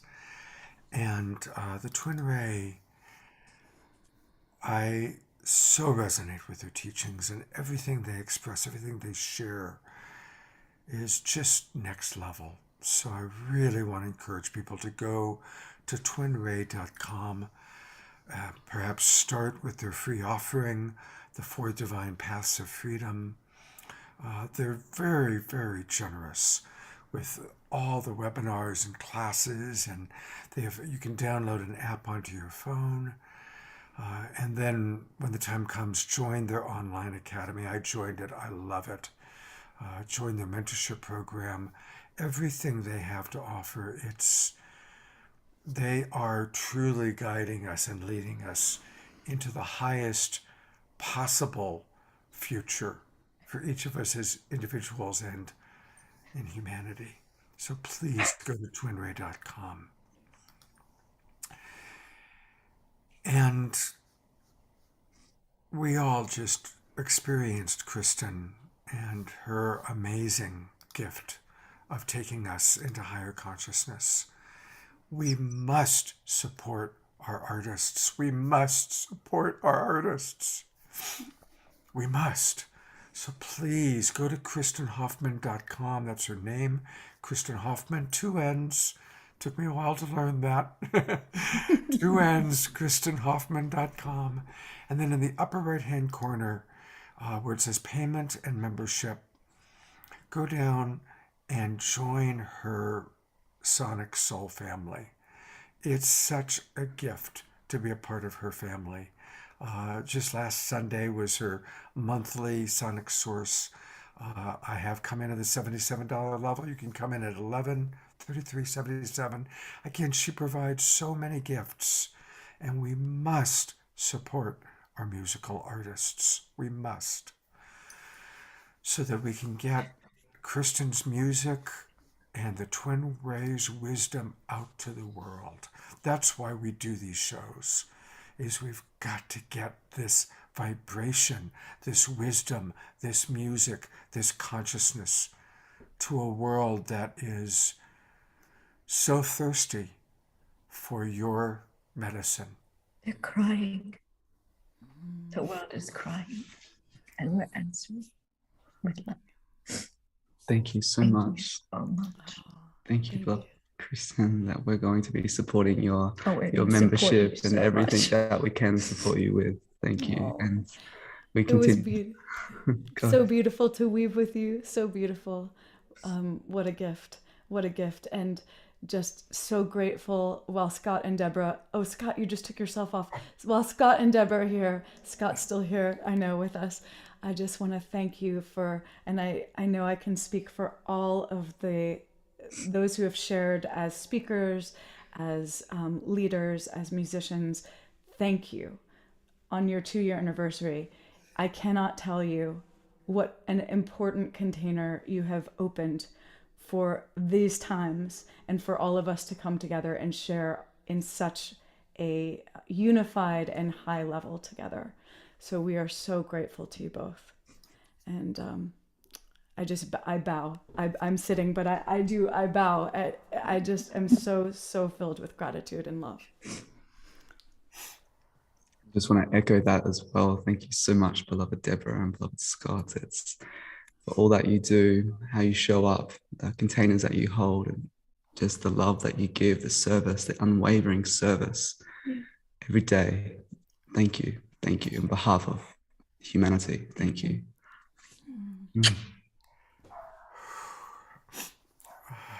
Thank you. I love you guys so much. I just love you guys so much. Deborah, I e-hug you. Deborah, I'm kind of speechless, so I got to turn it over to you.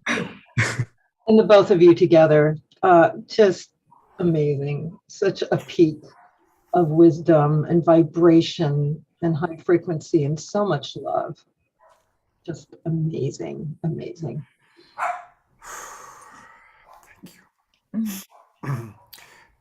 Deborah, I'm going to turn it over to you completely for a minute. Okay. Well, the next thing we have planned is to honor something that we did that is a similar vibration here, which is really be a source to the people that were all around that were having problems and needed support from us. So we utilized the Global Peace Tribe to be a source of getting the green love out to all the people that were really challenged during the time of the pandemic. Because a lot happened. I mean, at the very beginning, people couldn't even get food. They were, held hostage in their home. And so part of what the Global Peace Tribe did was we raised over $100,000, more than that, for organizations that were helping people all over the world. And that came from you, the Global Peace Tribe. We'd ask for your green love every week. You would send us your $1, your $5, your $50, your $500, and we would get it out to people in need all over and to organizations that are there committed to help, especially at this time. We also brought in people in our community that needed help because they had cancer, Blaine Lyon, Mariella, and other organizations that have been working hard, the Dream Corps, the Pachamama Alliance. We also took that and kept supporting people, organizations in Nepal, in other countries, in Africa. And you provided us the green love each week, went through our donation portal, and we got it out to the world. And it was amazing. 100,000 more, maybe 120 at this point. And we continued to do that for a long time every week. And then the fires happened in Northern California and around. So we were there for people that lost everything, and they came in and they told their stories of what happened to lose everything by a fire instantly. And then we were there as a Global Peace Tribe to give them love. And they were so appreciative, and they used their journey as a teaching tool, as a spiritual tool, like we're all learning to do every moment, that anything that happens to you is a teaching tool and it's there for you to learn. And it was amazing to hear the stories of the fire victims. And again, we gave them love and financial support, and it was so helpful to them. And we want to continue to do that. And we did it just recently again, with a person that Kristen knew, who was stuck in Afghanistan. Can't really give all the details, but we were able, because we reached out to the Global Peace Tribe, to provide him money to get out of Afghanistan. And he got his money, and he was a peace activist, just like us, but he was stuck there, and we supported him. And I don't know, Kristen, if you want to come on and just say a few minutes about that story, because that just happened where we supported that. Yes. Oh, thank you. I'm so grateful to the Global Peace Tribe, to Saturday Night Alive, to the Awakening World, and Deborah and Scott for hearing my personal call for my dear friend from Kabul. And I knew him through work with the Empowerment Institute, and just such an incredible teen who literally is sharing love on such a high level and is so brave, is an incredible poet, is just dedicated to the mission of peace on such a high level. And I saw this over and over again in my work with him. And when things got very challenging in Afghanistan, we did a fundraiser through Saturday Night Alive, and you all gave so generously, and it did take some serious effort for them to get here. It was a few month journey, and it was not easy, but I'm very happy to say that he is not only here, but he has actually started to study at university here and is doing so well, and has already been getting into peace expressions here and with his peers. And it's just so beautiful to see a smile on his face and in his heart. And it's just invaluable. Your gift has helped someone so dear in my life. And I'm just seeing already how our support, both energetically and with Green Love, really helped to change someone's life who I am very confident will be a person who gives back to this planet again and again and again and again. So he will come on very soon, and he has a lot to share, both through his very deep, poignant poetry and through his life experience, which has been one of great struggle, but it's also about overcoming adversity. And so I know we will all be deeply, deeply moved when he comes on. So thank you all. What you're doing, Deborah, with these fundraisers is just so important. So thank you. Thank you, Kristen. And we're going to request some Green Love tonight for the Global Peace Tribe, because we want to continue our mission. Scott has been doing the Awakening World. I took a pause to work on some other things and also work on the special events that I want to bring you. We're going to tell you more about that lately. And Scott has tirelessly continued to put the Awakening World on. And we want to continue these fundraising efforts for whatever comes up and be ready for what is coming next.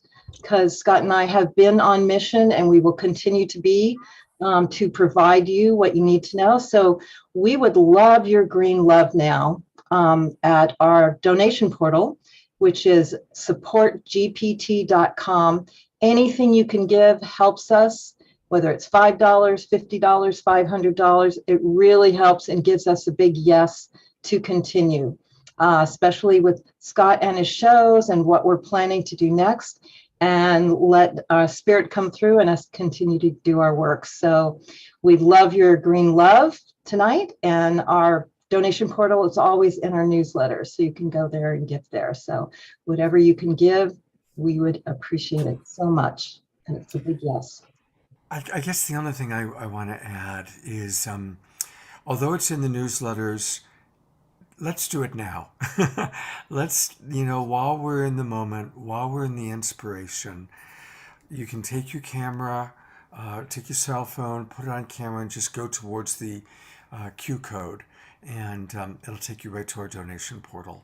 And we do want to grow this. This is just the beginning.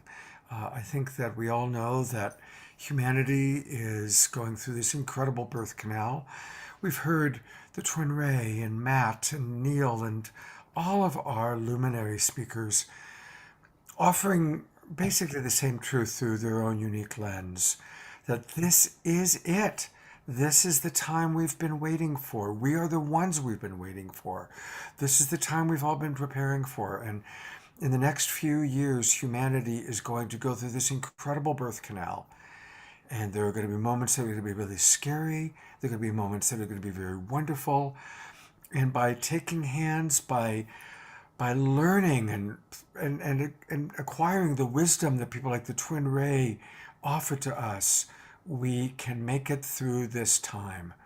And so the Global Peace Tribe is you. It's everybody who hears my voice right now, whether you're watching the replay, the recording in Zoom with us, watching on Unify or Facebook or Alan's New Realities. Wherever you are a precious part of this movement. And we need you. And we also really do need some financial support to continue to grow it and to continue it. So thank you.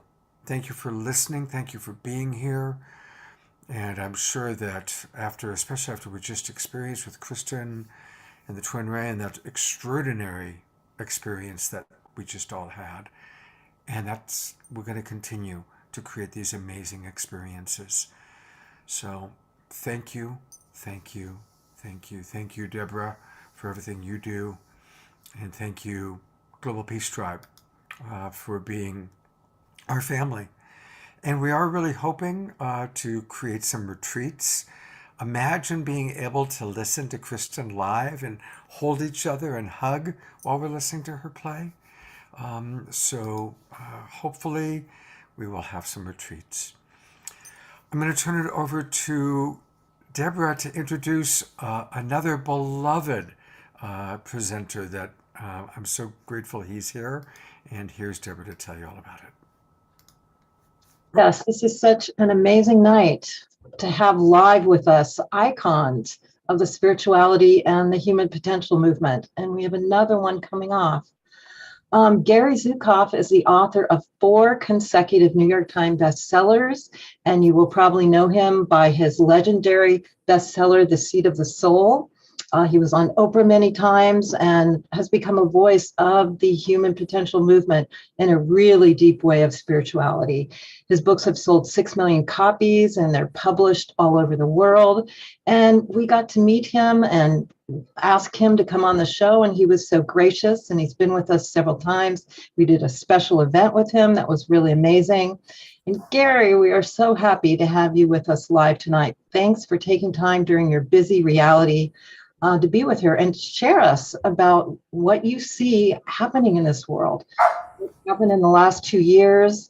What have we gone through? What have we transformed? And what's next?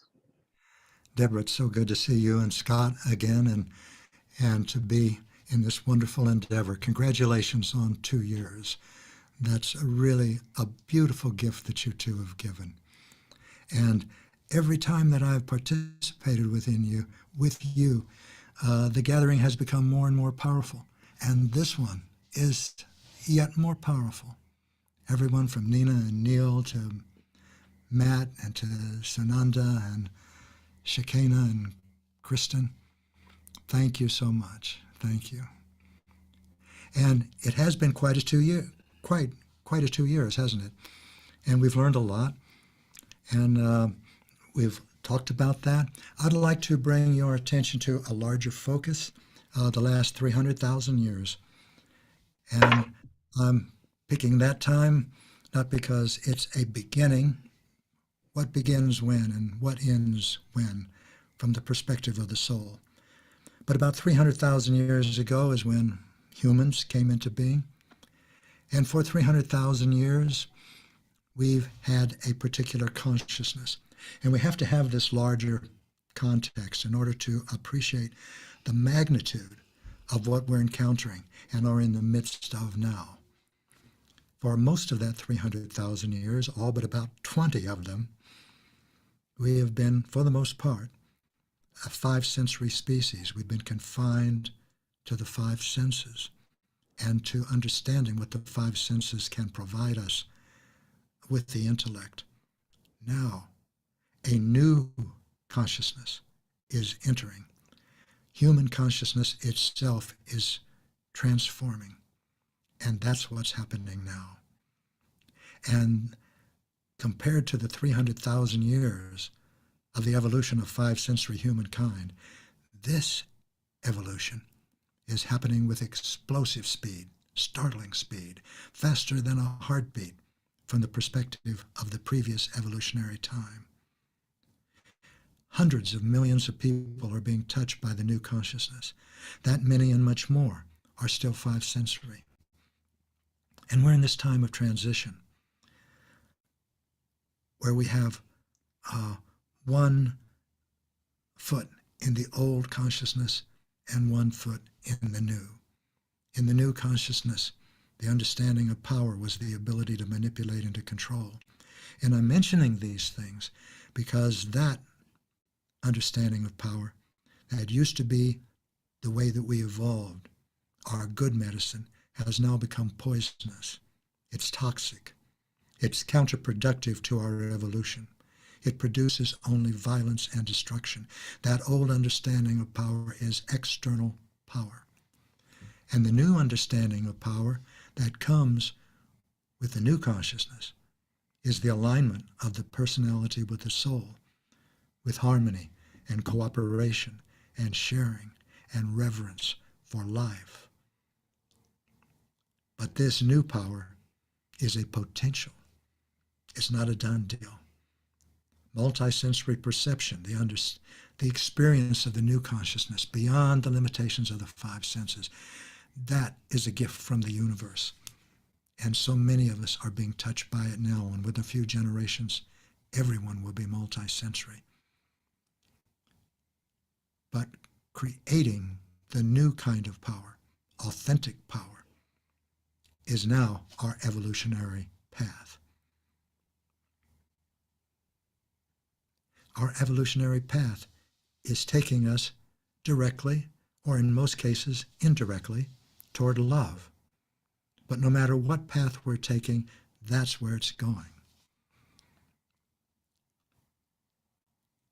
All roads lead to home, but some roads are longer and more difficult, and some roads are more direct and blissful. How do you take the direct and blissful road? Well, it's not as easy as it might sound.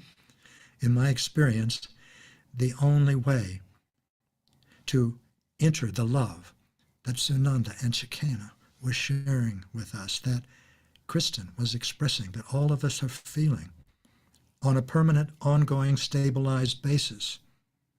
And that's important. On an ongoing, permanent, stabilized basis. The only way to create that is to find, which means experience fully within yourself, everything that prevents it. And everything that prevents it in yourself is an expression of fear. Jealousy, anger, resentment, vengeance, superiority, inferiority.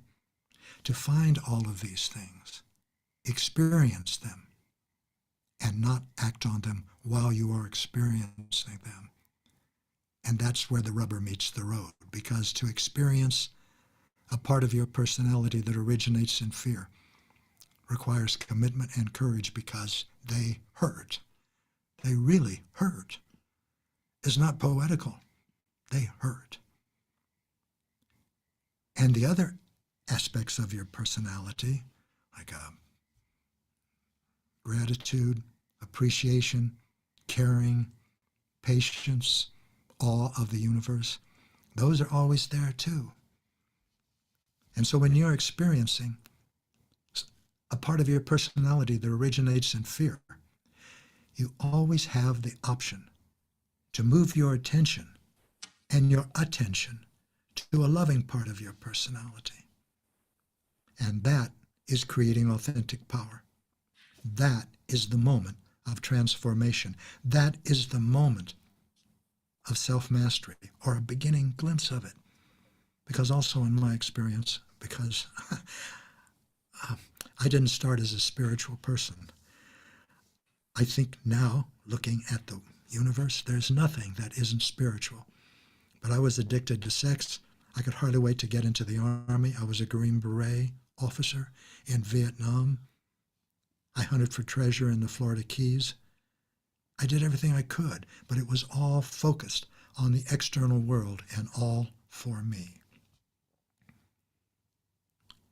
So the way to love is challenging. And that challenge is the reason we are here. So in other words, the frightened parts of your personality are not obstacles to your spiritual growth. They are your avenues to spiritual growth, as Matt, I feel in his beautiful way, was expressing to us. Anytime you're angry or jealous, or you need sex, or you need to masturbate, or you need to shop or gamble, or you're a perfectionist or a workaholic, and you really experience those, what you are experiencing as a gracious gift from the universe is a part of your personality that you must experience and move beyond in order to give the gifts that you were born to give. You can't give those gifts when you're angry or vengeful or jealous. And it's in giving the gifts that you were born to give that meaning and purpose and joy enter your life. It's in giving those gifts that you and love become the same. So we are just entering this new consciousness, and everything that we've seen in this beautiful gathering is a fruit of it. It's the nectar of it. It's just the beginning. It's just the beginning. As we're moving from 5 sensory to multi-sensory, we can already feel the call of another domain of experience, the universal human. And so as we create authentic power, we become emerging universal humans, and the new world that we are longing for and intending to build, the new social structures that will replace those that are disintegrating now, emerge from authentically powerful humans. And the next stage of our evolution is the universal human, a human that is beyond nation, beyond religion, beyond culture, beyond ethnic group, beyond gender, a human whose allegiance is to life with a capital L first and everything else second. For example, if I were a universal human, I would say, I am a universal human first and a male second. I'm a universal human first and an American second. I'm a universal human first and a grandfather second. I'm a universal human first and everything else second. The universal human is now calling to us, even as we are learning how to be and how to use multisensory perceptions as our species moves from 5 sensory limitations to the much less limited perception, the impersonal perception of the soul, or multisensory perceptions. And that's where creating authentic power comes into the picture. That's where courage and commitment and compassion and conscious communication and actions come into the picture. That's where we come into the picture. Who else could be in the picture? It's such a joy to be with you. Thank you, Scott. Thank you, Deborah. Thank you to all whom I've seen from the beginning of the show and all who will now appear after. As Neil said, everyone has gifts to give, precious gifts to give. Listen to them carefully. Use them if you resonate with them. See how you can apply them in your life. And that includes what I'm sharing with you now. Thank you so much. Gary, thank you so much for being with us. And I just want to remind everybody that Gary has some wonderful offerings. And I really want to acknowledge his partner, Linda Francis, who's also been just a gem to work with in the times that we've had you on our show. So a big hello to Linda, if she can hear us. And there she Come in is. and say hi. Hi, Linda. Scott, we've been loving the show. We've been with you all night, and it's been so beautiful. And Deborah. wow. Dear Deborah. And Deborah, where are you, Deborah? I'll bring Deborah on. So grateful for all that you put together, and all the dear people that we know, some we know and some we don't. And Krista, oh my gosh, the energy and the co-creation between you and Shakina and Sananda today was just unbelievable. But I knew that about you the moment I met you. I believe it. So long ago. I love you so much, Linda and Gary. So beautiful to be here with you. Yes. Yeah, I knew it the minute I met you too. It was like soul family reunion. And we still have Marianne Williamson coming up next. Oh my goodness. And other amazing things. So I do want to briefly just take people to the Seat of the Soul Institute. And I know you have all sorts of resources, events, programs, the Journey to the Soul program, and of course your books, your beautiful, beautiful books. So all things Gary and Linda live at seatofthesoul.com. And thank you for being such a precious part of Global Peace Tribe. And thank you so much. We love you very much. Thank you for being with us tonight. And stick around. We've got some really wonderful stuff still ahead of us. We love you all. I'm going to leave Deborah on as we get to now introduce Marianne Williamson. And Marianne, thank you with your busy schedule for joining us tonight. I'm happy to be here. It's been an amazing evening. And the question that we've just asked all of our beautiful luminaries is your personal experience of the 2 years, how you've transformed, your perception of humanity's transformation, and where do you think we're going, your vision for our future. And I know Deborah has something to say first. I just want to honor this woman who is an amazing spiritual teacher. We've all been following her for many years, but she doesn't just speak the word, she does the word. She ran for president, my God, so that the voice of the feminine, of reason, the voice of love could go into the belly of the beast. And it was not an easy assignment. I know that very well. So she listens to God and she says yes, on those assignments. So I just want to honor her. She's been with us several times at really important times, like right after the election when we were so polarized. We had her come on and she brought us together as one. And so I appreciate you, Marianne. We all do. We love your work. Thank you for coming on and blessing us. And we're so happy to hear what you have to say about these amazing times we're in right now.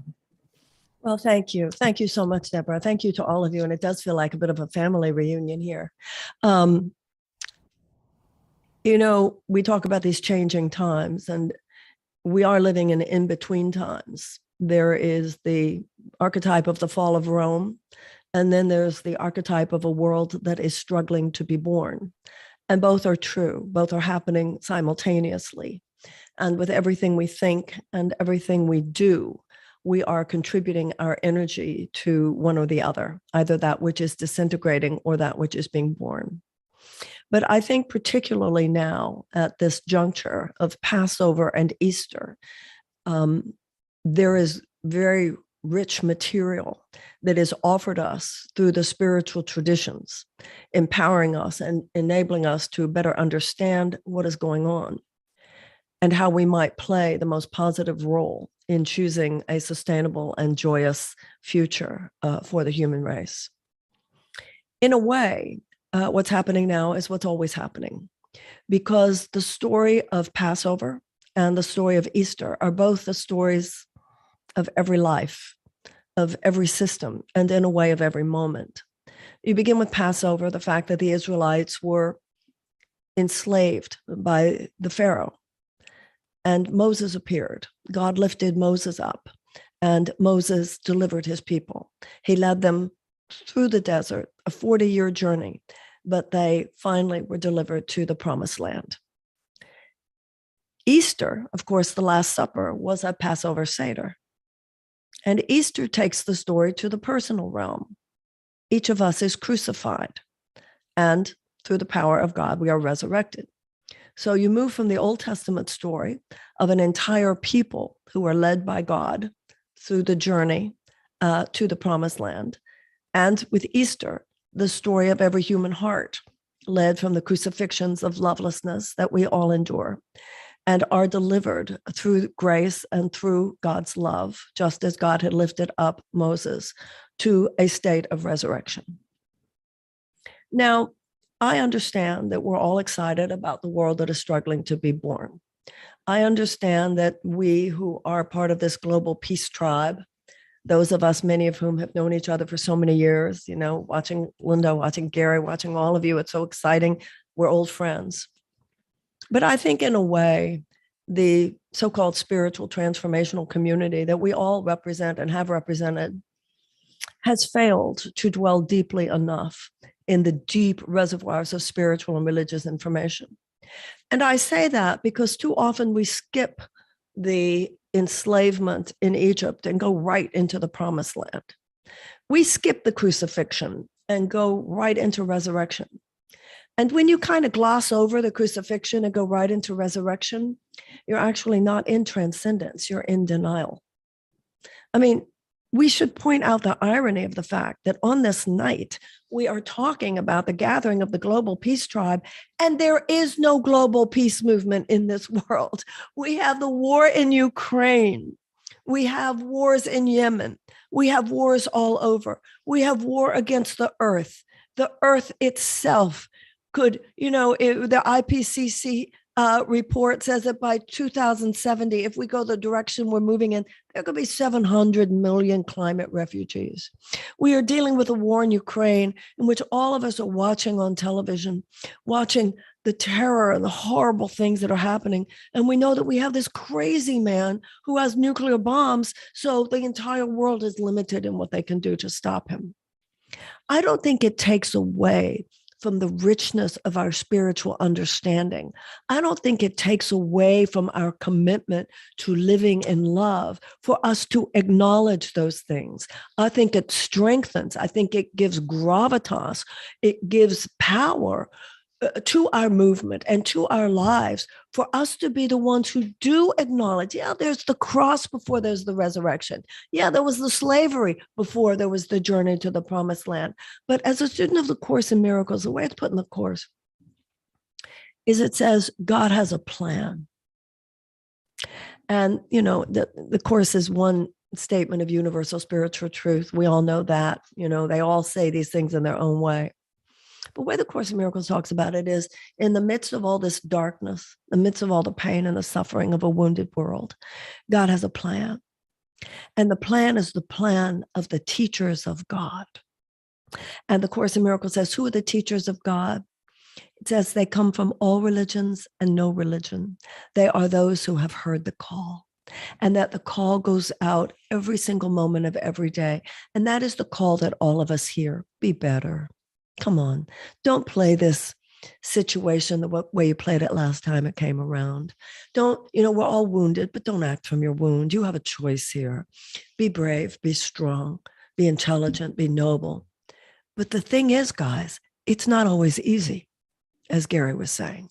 And not only is it not always easy in our personal lives, we have to acknowledge the resistance of our political systems, the resistance of our economic systems, the resistance of our entire global order to the creation of a sustainable world. The crucifixion is very real. The crucifixion of the species at this point. If we don't stop fossil fuel extraction, we are on a march to suicide. If we don't draw down the manufacture of nuclear bombs, we are on a suicide march. Right now, America has 7,000 of them. Russia has 6,000 of them. They're already talking in the budget that both major political parties support. Over the next 10 years, another $1 trillion to be spent on them. The human race is insane. You know, that's what Gandhi said, that the problem with the world is that the humanity is not in its right mind. And we know that Krishnamurti said it's no sign of mental health to be well adjusted to an insane society. So when we talk about a global peace tribe, I believe, you know, it's just like Friday was Good Friday. When I went to work at a church in Detroit several years ago, you know, I'm Jewish, so I come to the whole Christ-centered consciousness as someone who didn't come at it from any of the religious doctrine or dogma as a student of the Course. So the whole idea of Good Friday, I didn't really even understand. But I was working at this church, and they traditionally have this Good Friday service. And I didn't really totally understand Good Friday. It's the day of the crucifixion, blah, blah, blah. But, you know, it's sort of my job to note it and hold a service. And as it turned out, that was really one of the most powerful days of the year for me. And when I was there at that church, that there was a day where we acknowledged, and this is hard. On this day, we acknowledge this is not easy. On this day, we acknowledge that the power of fear is rampant, just as is the power of love. And we're living right now. And it's important. What I noticed about that, doing the Good Friday services, the Easter service had even more meaning. Had even more meaning. You don't leave out the slavery part and go right to, oh, it's the promised land. You don't leave out the crucifixion. You acknowledge it. You don't look away from it. You know, in the Course in Miracles, it talks about positive denial. If you don't acknowledge what's really wrong in the world, you're not living in transcendence. You're living in denial. The issue is positive denial. The positive denial is you look at the systems of the world, which are mitigated against the survival of the human race. You know, we're not just talking about personal transformation here. We can't. Otherwise, we'll all be like these personally transformed people when the nuclear bomb drops. We have to think in terms of we have to think in terms of resurrection, in terms of global sustainable systems, because that's what this is all about. Remember, a new earth, not just a new you, not just a new me, a new earth, that we come together to be the new earth, the teachers of God all coming together. And as we do that, you know, it's just like in the body. The human body has an immune system. Without a healthy immune system, the body can't survive. With a healthy immune system, the body can take a lot of injury, a lot of assault, a lot of sickness, disease. And if it's a healthy immune system, the immune cells are activated and they go to the wound and they know how to heal it. The psyche has an immune system. We can take a lot of trauma. We can take a lot of heartache. We can take a lot of upset. If we have a healthy mental structure, it's a psychic immune system. And civilization needs an immune system. And you and I have to see ourselves as the immune cells. It's a collective resurrection now. It's not just my resurrection that let's say I am no longer wounded in this area or that area or addicted or whatever. We all know about our personal crucifixions. But the whole point of going through the personal crucifixion is so that we can then collaborate with others in co-creating the collective resurrection. The collective resurrection at this point. You know, our traditional Christian friends like to talk about the apocalypse, right? And we all, you know, read the Bible selectively, right? They do and we do. And they talk about the apocalypse like there's going to be this big war. And then at the end of the big war, there's going to be this 1,000 years of peace. Well, those of us who are metaphysical, we sort of don't like to talk about that chapter. But there's a metaphysical way of looking at that. And that's your divorce was your crucifixion. That was your apocalypse. Your having to get sober was your apocalypse. Your going bankrupt was your apocalypse. Your cancer diagnosis was your apocalypse. In other words, each of us have our personal crucifixions. Each of us have our personal apocalypse. And on the other side of that, we have gained wisdom. Just like when Gary said, I used to be one way, now I'm another way. There are enough of us now that can say, all right, I'm not a perfect enlightened master, but I'm sure as heck better than I was. So now, if enough of us take the wisdom that you gained from your divorce, you gained from your cancer, you gained from your bankruptcy, you gained from your getting sober, and we put all our wisdom together, we won't have to manifest a collective apocalypse. We don't have to, but we can. And if we continue down this path of collective unconsciousness, then it's reasonable to assume that we just might. Because there's no one out there who's going to come save us. There's someone in here who saves us if we allow that which is in here to come forth. And then we're living in positive denial. We look at what's happening in the world. That's a problem. And we say, I see you, but you have no power over me. I deny your power over me. I understand that there are forces on this planet. That's the most vicious ego right now, is a collective force. What is this unconsciousness that is allowing us to continue to do what we're doing to the earth when every scientist will tell you this is global catastrophe coming down the road if we don't change? There are so many things like that.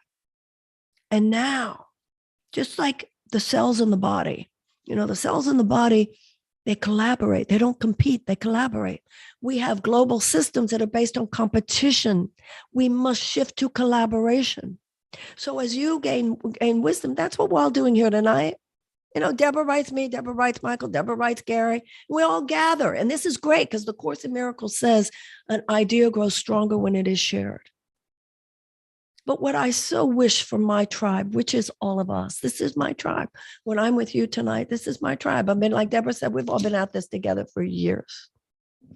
Could we please not only talk about ourselves? Could we please? We are smart people. We are intelligent people. We should be weighing in on the great political and social and economic systems of the day. You know, a lot of people, like in politics, they say, oh, what do you spiritual types have to do with anything? Excuse me, abolition arose from the early evangelicals in New Hampshire. And the women's suffragette movement arose from the Quakers, because these women were learning every day the Spirit of God is the same in every man, woman, and child. They want, then why can't we vote? And the civil rights movement was led by a Baptist preacher, Dr. King. All the great movements in American history have been led by us. It is an aberration that we sit this stuff out and only talk about personal transformation. We needed to talk about personal transformation because we needed to personally transform. And we're never going to stop needing to be on that path. But I think it's important that on this night, we not only point out we suffer from, I don't know about suffer, that we bewail the irony of the fact that there is no global peace movement, that the governments of the world, the economics of the world, the politics of the world are a global war movement. You know, Gary was talking about Vietnam, et cetera. We're of a generation when there was a global peace movement. Large part of that had to do here in the United States with the fact there was a draft. I'm not suggesting we put a draft back, but it was all so immediate. You know, it was your brother, it was your husband, it was your lover, it was your friend, it was your father, it was your son. Now we find it so convenient to just push it off to the side and not have to think about it. I think a lot of this is changing. People are seeing what's happening in Ukraine. We're not stupid. So tomorrow is Easter. Tomorrow is Easter. Because everything I just said about the crucifixion and about the problem is not the end of the story. The Course in Miracles says, look at the crucifixion, but do not dwell on it. If you dwell on it, then you do spiral down and you do become at its effect. You look at it, but do not dwell on it. But like I said, I found when I worked at that church in Detroit, noting it on Good Friday, it was power in that. And that in the midst of the slavery in Egypt, God lifted up Moses. That means he lifts us up. That's an aspect of ourselves. That in the midst of our crucifixion, we are lifted. That's an aspect of ourselves, but not just for ourselves. It's a tribe, but not just our tribe.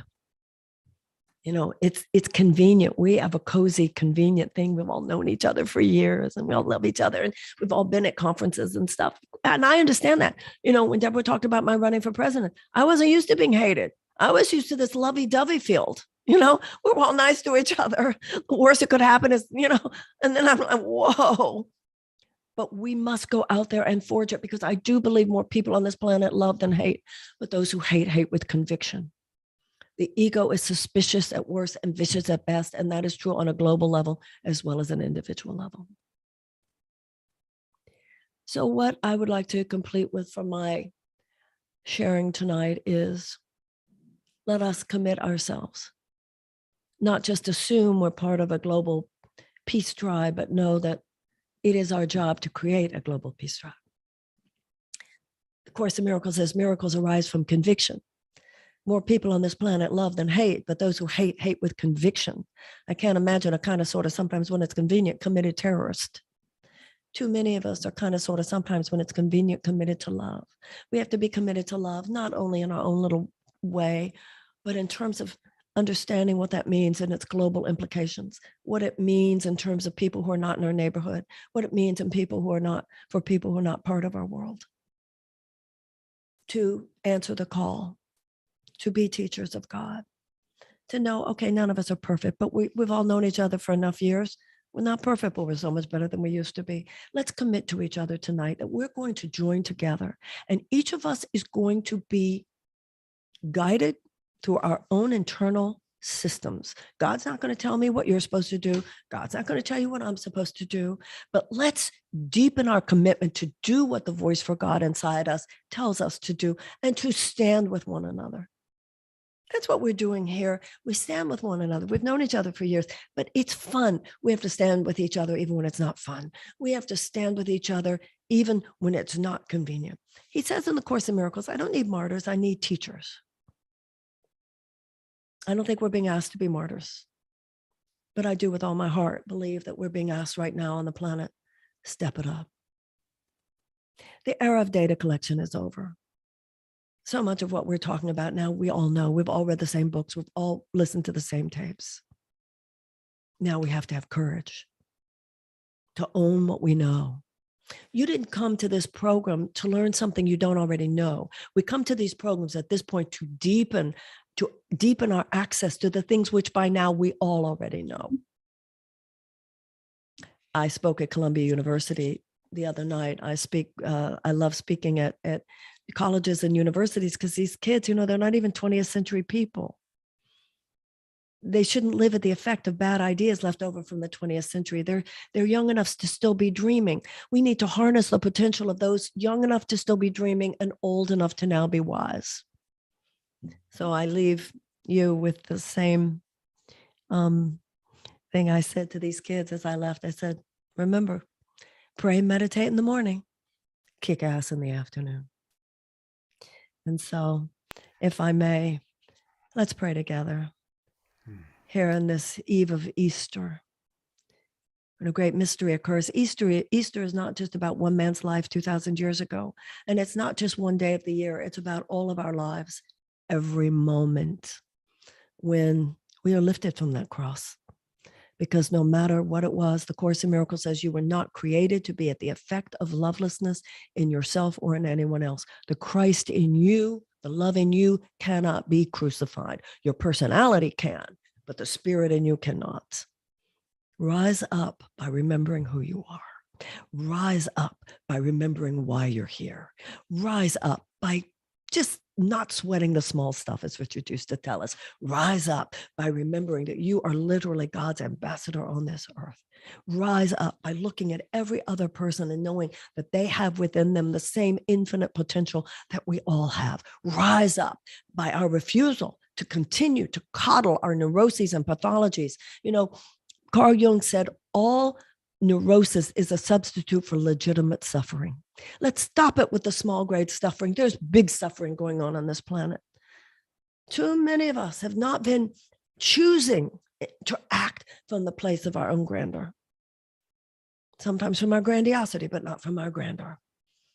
And to me, Easter, what a point of understanding. What a point of like, wow, if I forgive, I can rise above this. If I love, I can rise above this. If I just get over myself, I can rise above this. If I make it not about me, I can rise above this. If I'm just willing to be available to God, I can rise above this, and I'll be shown what to do, and I'll be shown who to do it with. If I'm just willing to be used by God, I too can resurrect and be part of this global resurrection, this global gathering of the Peace Tribe, knowing that I was here in programs like this, just so all of us could be reminded, because it's like a time release capsule. The real work is not just what's happening here tonight and in this program, but what happens when we leave here, having taken in all this amazing information. Better prepared,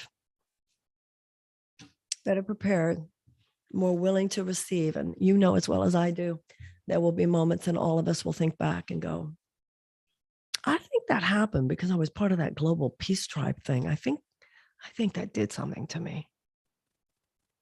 So thank you for all of you who put it together.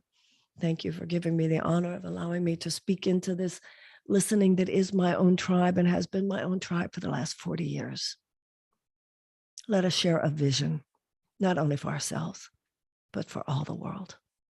And let us rise.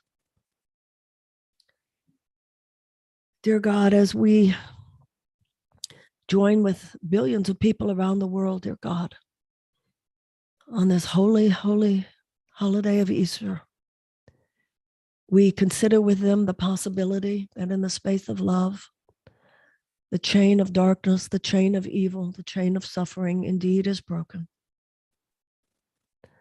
That those who have risen above it rise in us as well.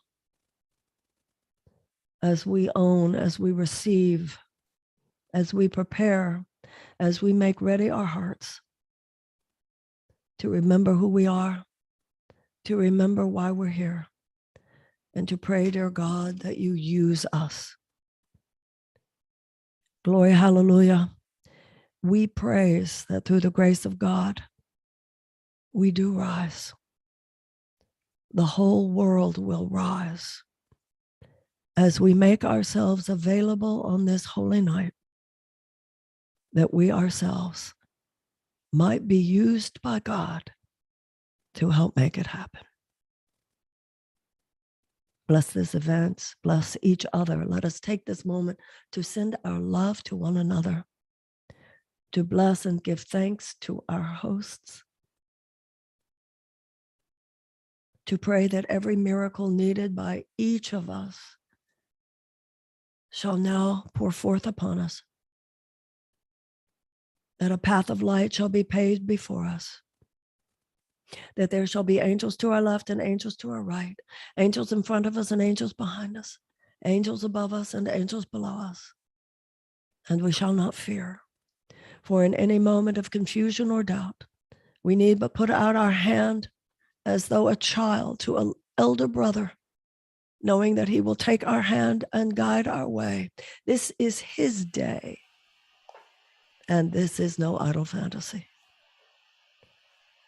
That which is holy and true, by whatever name, lives in us.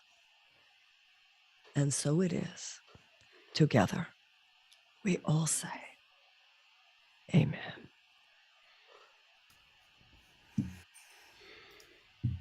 Thank you, everybody. Thank you so much for having me. It's wonderful to be here with all of you. Thank you. Thank you. Much love. Marianne, before you go, of course, there's been dozens of comments, but I want to read two short ones to acknowledge our viewers and also to acknowledge the power of what you've shared. Josie Ann writes, yes, Marianne, I talk about slavery and crucifixion in my book on compassionate love for this very reason, to activate our goodness and kindness as teachers of God in our daily life with each other. And then one other person, Carolyn, wrote, Marianne, this is inspiring me to get back out there and keep on working towards a better planet. Okay, I'm ready to return to my students on Monday, refreshed and renewed. And what you said in this evening is helping me to get ready for the last part of this challenging school year. Maximum grace to us all. And she's a teacher of the New Earth. So just two of dozens of examples of your words inspiring us, and let's all take that. Let's all acknowledge whatever our personal apocalypse has been. That's such an important point.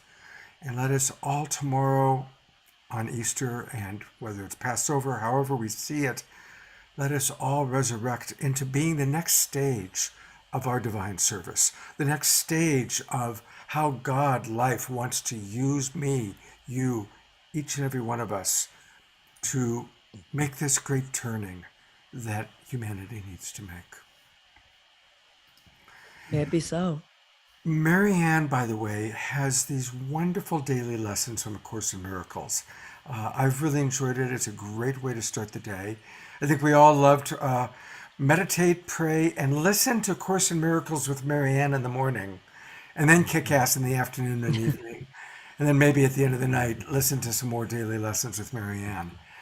It's a great course, and you can find this and all things Marianne Williamson at Marianne.com. Marianne.com. And Marianne, we are your family, and we do love you very, very much. Right back at you. Thank you so much. Bye, everyone. All right. We are one. We are one. We are one. Oh, yeah, yeah. Oh, yeah, yeah. Oh, oh, oh, oh. We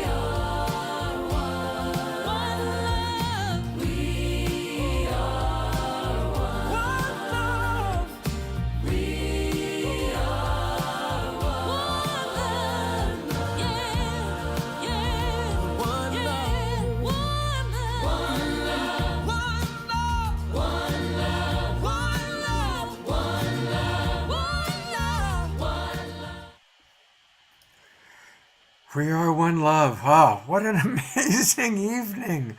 My gosh, it's incredible, absolutely incredible.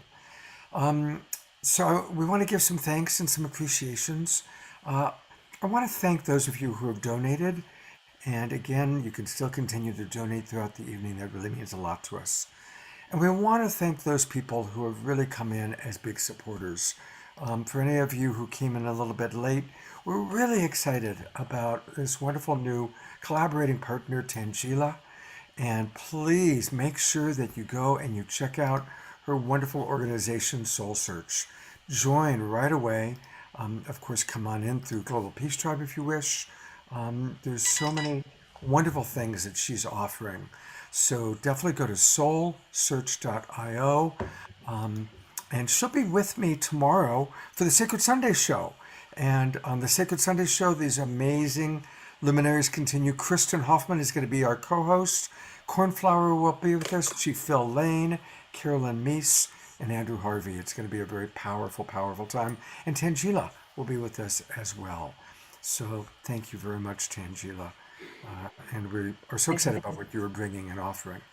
Thank you so much. This has been such an incredible show. I mean, I think everyone is just overwhelmed by the amount of immense love and heart and beauty that was just created and shared by everyone. So it's just such an honor and privilege to be a part of your 2-year anniversary. Congratulations to you and Deborah for all of your work putting this together and bringing the Global Peace Tribe together. And may we all continue to work together to bring this out into the world in greater and bigger ways. So thank you both, and excited to have all of you be a part of the Global Peace Tribe community in Soul Search so we can start co-creating together in many more ways. Let's see what's to come. I'm excited. Thank you. Thank you so much, Tangela. We're going to hear from Deborah in a moment. Deborah, I did mute you just because we were getting that echo feedback thing. We want to thank the people that have sponsored our previous shows. And Wendy Grace, if you're here, I see you don't have your camera on, but Wendy, if you do turn on your camera, would love to just acknowledge you. You've been a really precious and important part of Saturday Night Alive. I also want to thank my good friend AJ and wholehearted.org, helping to bring people really important information about really some of our best teachers. And AJ just made a 1-minute video for us to show tonight, so here it is.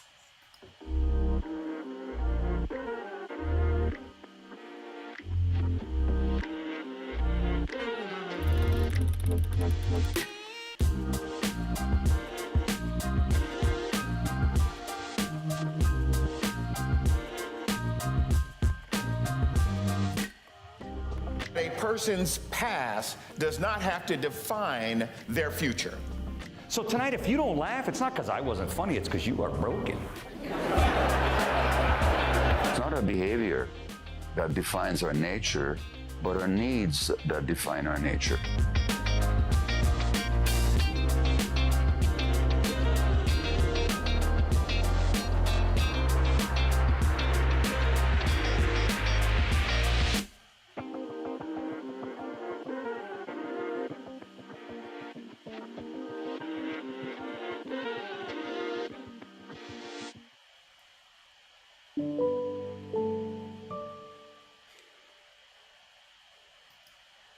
So if you go to wholehearted.org, and they have a great series of programs, just use the promo code GPT for Global Peace Tribe, GPT, and you can get a 25% discount on any of your programs. So thank you, AJ, and the whole team at Wholehearted. I really want to thank all of the people that helped to get us out to more people. And so let's start with John and Summer Raymer from the Sign Network. John and Summer were on The Awakening World last night, helping to celebrate this anniversary weekend. And the Sign Network is a wonderful way. And many of you right now are watching us because the Sign Network connected your Facebook group or page to this ongoing program. And of course, a big thanks to our friends at Unify. We reach more people through Unify than any other way, thousands of views every week. And there's Wendy Grace. She's turned on her camera. So I'm going to add her to the spotlight, and I'm going to bring Deborah on. And Wendy, I was really excited when you saw that you were with us. Thank you for who you are in the world. You are muted, by the way, so we need you to unmute. Thank you, Wendy, for your poetry, for your support, and just for your presence in our world. And you are muted if you want to unmute, if you want to say anything. She's walking towards us. She's sitting Wendy's there. been an amazing support for so many projects that I've been in, and really was there to help us continue the Global Peace Tribe, and it's here with us in spirit. So she really supports us on all levels, which I love and appreciate you, Wendy, very much. Thank you. Isn't this an amazing show? Us all coming back together again like this. Wendy, is there anything you'd like to share? I know this is super spontaneous. If you have a poem you feel like sharing or any Oh, word. poem, just like that. Oh my. No pressure, no Oh. expectation, but if you feel so inspired, we love your poetry.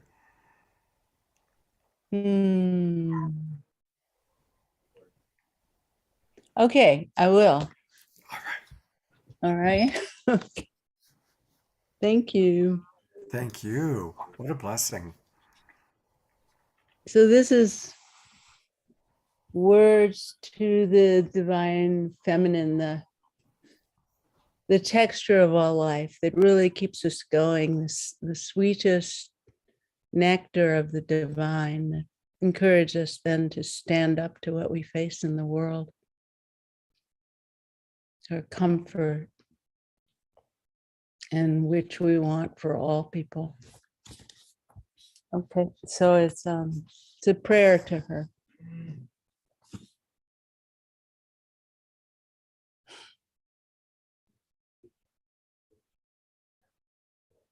Hold me, Mother, in your sweetness.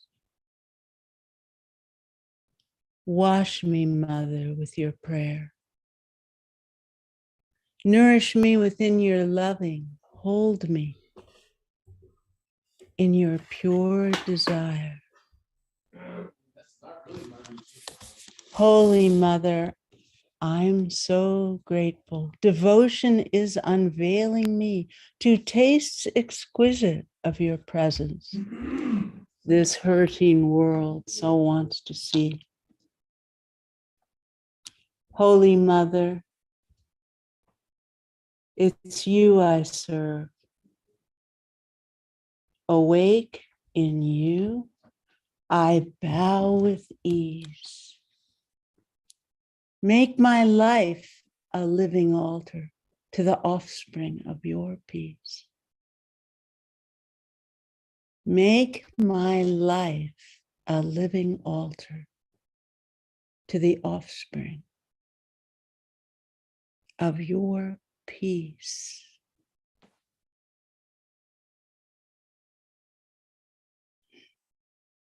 Oh, blessed eagle, blessed condor, fly together in the sky, unveiling now a path of union, opening in your love.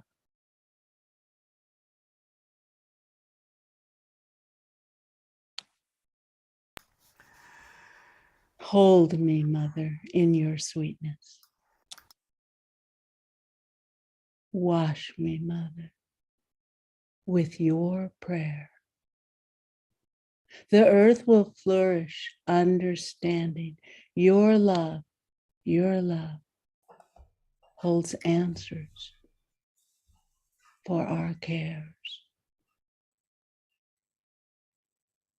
Holy Mother, I'm so grateful. You are unveiling me to taste exquisite of your presence with you, with you, with you, in you. We will always be.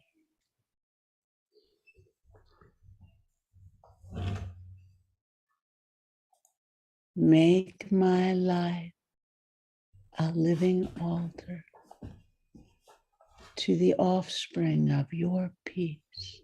With you, Ma. We will always be.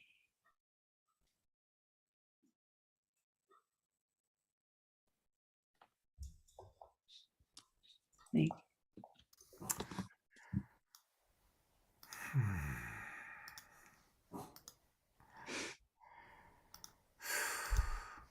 Thank you, Scott.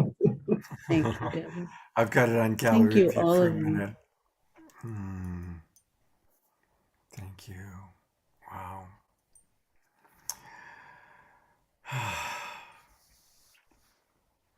What a perfect follow-up to Marianne's message. Perfect. Your poem was perfect, Wendy. Absolutely perfect. And thank you for being willing to very spontaneously when we. I was very spontaneous. The set and setting was not set up. It's beautiful. I love it. I love it. I love to be ragged and naked and whatever, you know, the poem comes through. It's wonderful. That's what our life is like, right? The heart and the energy that is the magic. Thank you for all you've done and how much you've grown and how much you've helped everybody who's been part of this grow. Thank you. Thank you. Much more to come. Much more to come. Can't wait.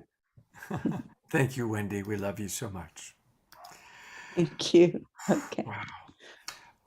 Deborah, since we're running a little bit late, we've had some surprises. I'm suggesting we go with our friends that are here that are live and put the video of Marcy and Chayutal a little bit later, but to go with kind of our friends like Swami and Fanny and Vigari and our live friends. Sounds good. And I want to acknowledge a couple other sponsors. Absolutely.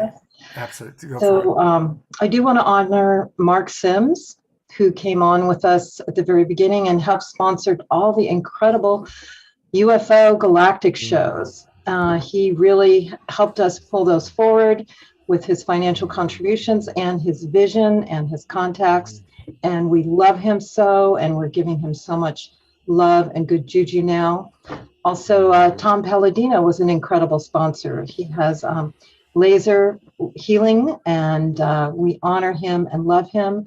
And also Greg and Gail Hogue were also incredible sponsors with us. And Lori Grace, Wendy's sister, has been with us on many shows and been an incredible support. So I just want to honor everyone that has been there for us, and hopefully will be in the future, so we can continue on a major level that Scott and I tend to do.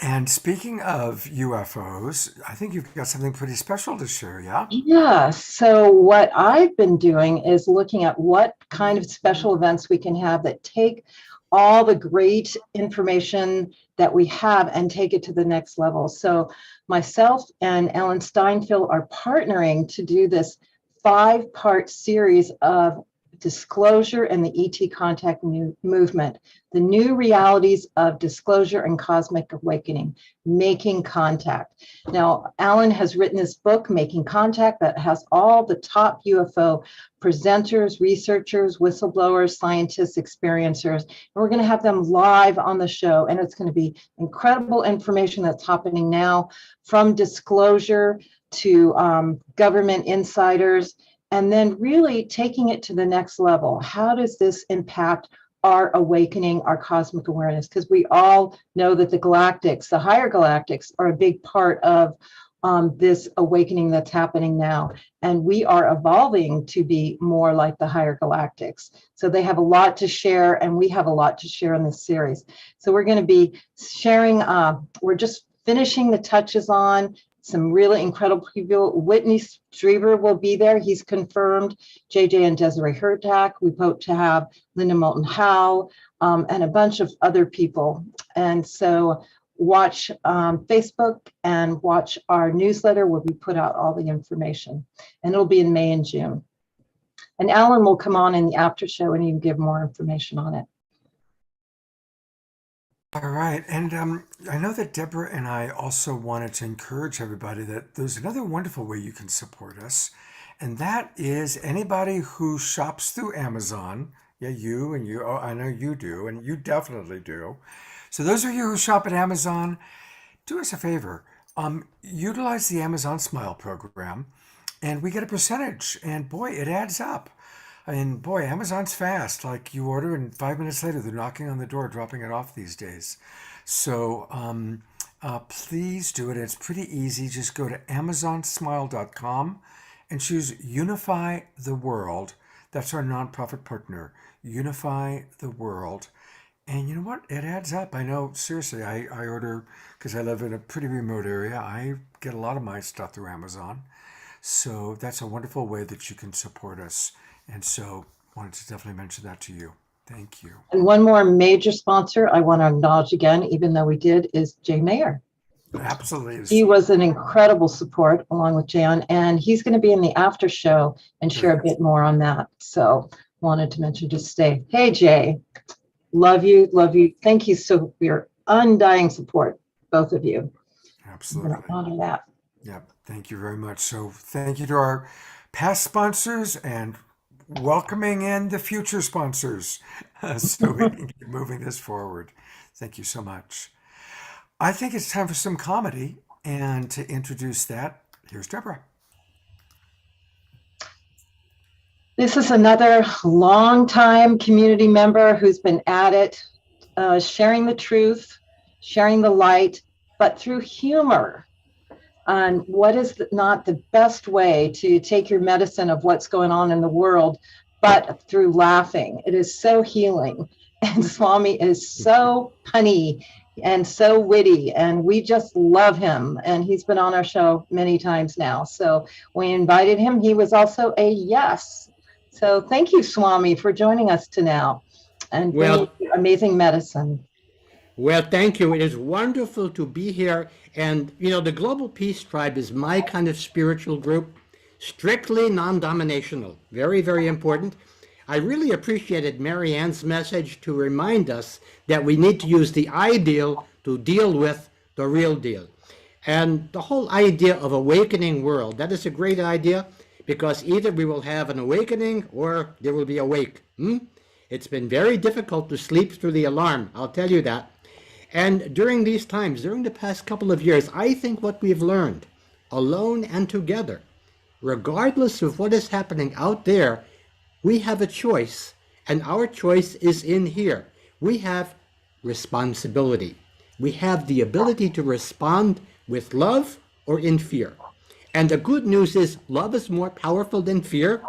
Otherwise, we'd be singing, all you need is fear. Well, maybe, as Matt Kahn and Gary Zukov would suggest, we need to be singing a new tune, love the fear you're with. And if we're able to metabolize that fear by loving it, then we can move from the fear-based state of emergency to the love-based state of emerge and see.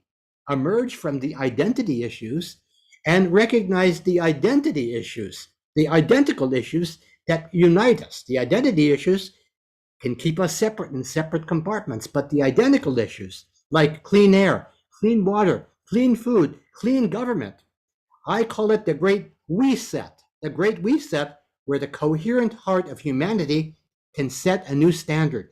We achieve humanifest destiny, where humanity becomes humankind, and the currency we share is human kindness.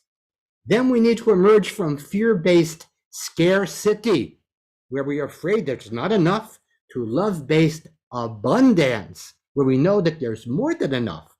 Abundance is where we get up off of our assets, move our buns, face the music, and dance together. Love or fear? From this choice point, we can handle just about everything. Because before we can address climate change, we have to address political climate change. We need to cultivate warmer hearts, cooler heads. You know, a number of years ago, I think it was 3 or 4 years ago, there was a story off the coast of Florida. There were some swimmers who were caught in the riptide, and they were being drifted out to sea. And the bathers on the beach, they made a human chain and pulled these other people to safety. I call that a tug of peace. So instead of the tug of war that has been pulling us apart for so long, we need to cultivate a tug of peace where we all pull together in the same direction. We do this, we won't need homeland security. We will have heartland security, because our true security is in the land of the heart. It'll help us get off the old battlefield and onto a new playing field, thrival for each and all.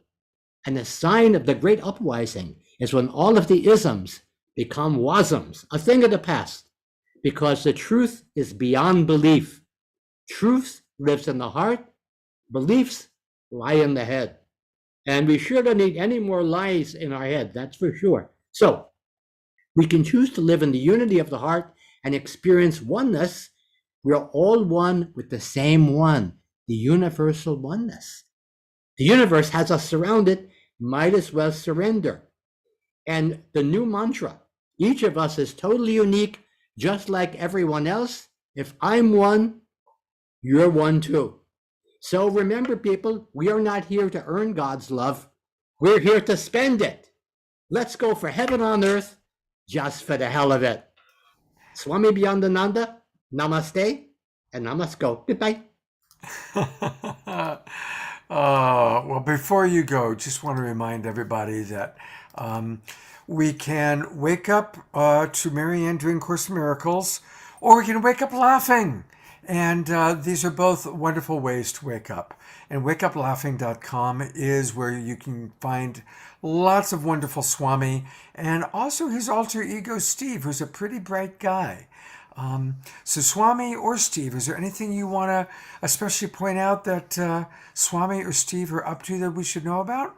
Oh, yes. There's a new podcast with Steve called Front and Center, Off the Political Battlefields onto the cooperative playing fields. You can find it as Front and Center with Steve and Michael. It's on YouTube, it's on Stitcher, it's on Apple Podcast, and it's on Rumble. So many ways to find this new podcast where we actually want to write our new story together finally. Great. Love you, Steve. Stick around. Thank you. We've got a great after show coming up. So we're going to, in a moment, conclude the main show, and we will get to our after show guests. And we've got an amazing after show. We've got Omashar playing music live. We've got Fanny and Vigari, the Mystiques, playing music live. We've got Jay and Jan, who are going to do light touch and a prayer. Then we've got some beautiful videos, including Grandmother Flor de Mayo, and possibly, depending on timing, a couple of other special things. So please stay for the after show. We're going to close this with a little video, but I'm going to bring Deborah back on. Deborah, any final words you'd like to share? Love, there was a lot of love, a lot of wisdom. It's just beautiful tonight. Thank you everyone for joining. We're going to send the replay out on Monday, so please send the replay out. Let your friends see it. There was, the Twin Ways and Christum was awesome. That was epic. Just even sharing that will bring a lot of light to people. So please share the replay, and please come back again, and please tune in to all the other things that we're going to offer. And again, we love you and appreciate you so much. Thanks for all the presenters who stepped up and were with us tonight. And thank you, Deborah, for all you did to make this an amazing evening, an amazing weekend. So thank you very, very much. And we'll see you tomorrow morning, yeah? Mm-hmm. Yes. And hopefully we'll see all of you tomorrow morning. Kristen Hoffman, Chief Phil, Deborah, Cornflower, and some really special surprises. So please do join us tomorrow night, tomorrow morning, 10 o'clock in the morning, Pacific time, 1 o'clock Eastern, for the Sacred Sunday show, that final edition of this weekend of the Awakening World. And also want to just mention that next week, it's Earth Day weekend. And so we're collaborating with Robin Stryker. We've got a great series of speakers, as always, coming, and a really special after show. Robin has written a screenplay And we're going to have a special reading with professional actors of her screenplay. And that's kind of a first thing. You know, we're always trying new things we haven't done before. So definitely all sorts of amazing Earth Day speakers. But then we're going to have a special reading of Getting Back to Jane. And that's going to be next week's after show. My dog is so excited about it. You can hear her barking. So with that, we have a really wonderful video. I've only shown it once before on The Awakening World. And it was put together by Johanna Beekman. Johanna is also one of our favorite musical artists. She was on the show last week. And I've always had a fantasy of meeting Paul McCartney, thanking him for all that he's done, but saying, you know, Paul, I wish you would change one lyric. Instead of all you need is love, which really isn't true. We need more than love. We need, like Marianne was talking about, dedication, kick ass. We need more than love. But we want to do it all with love. We want to do it all with love. And so Johanna heard what I said. She put together the special song, and then we've edited in some of the images of some of our wonderful members of the Global Peace Tribe. So I think this is a nice way to close out the main part of our show tonight. Love, love, love, love, love. Love is everything.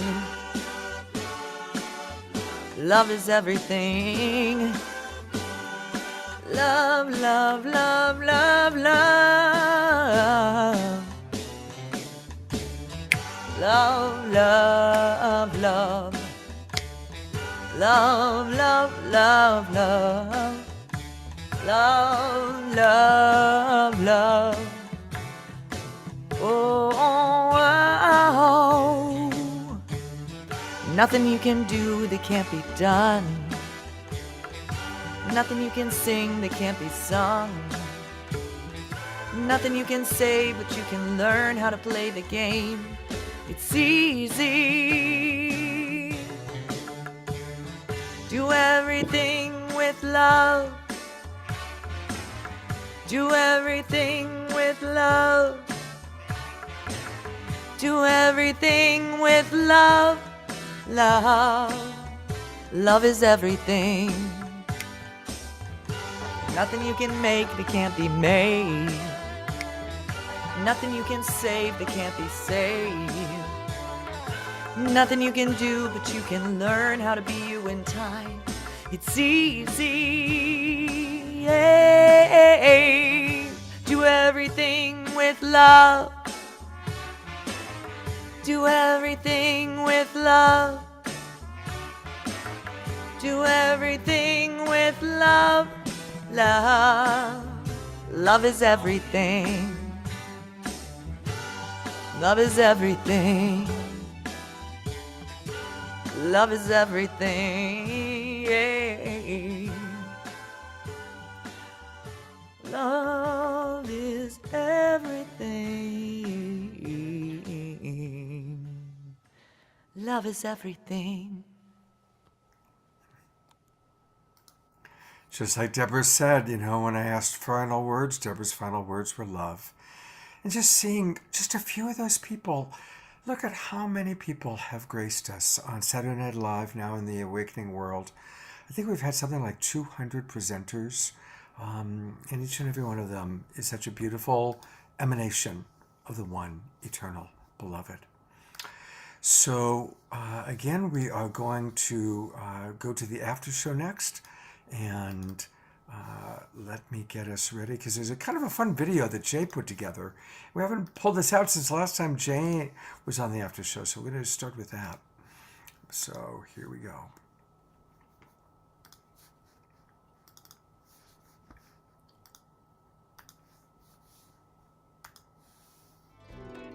Do you really know how the wind will blow?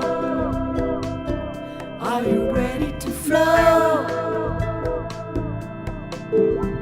The after show. Do you wanna know? Do you wanna know? How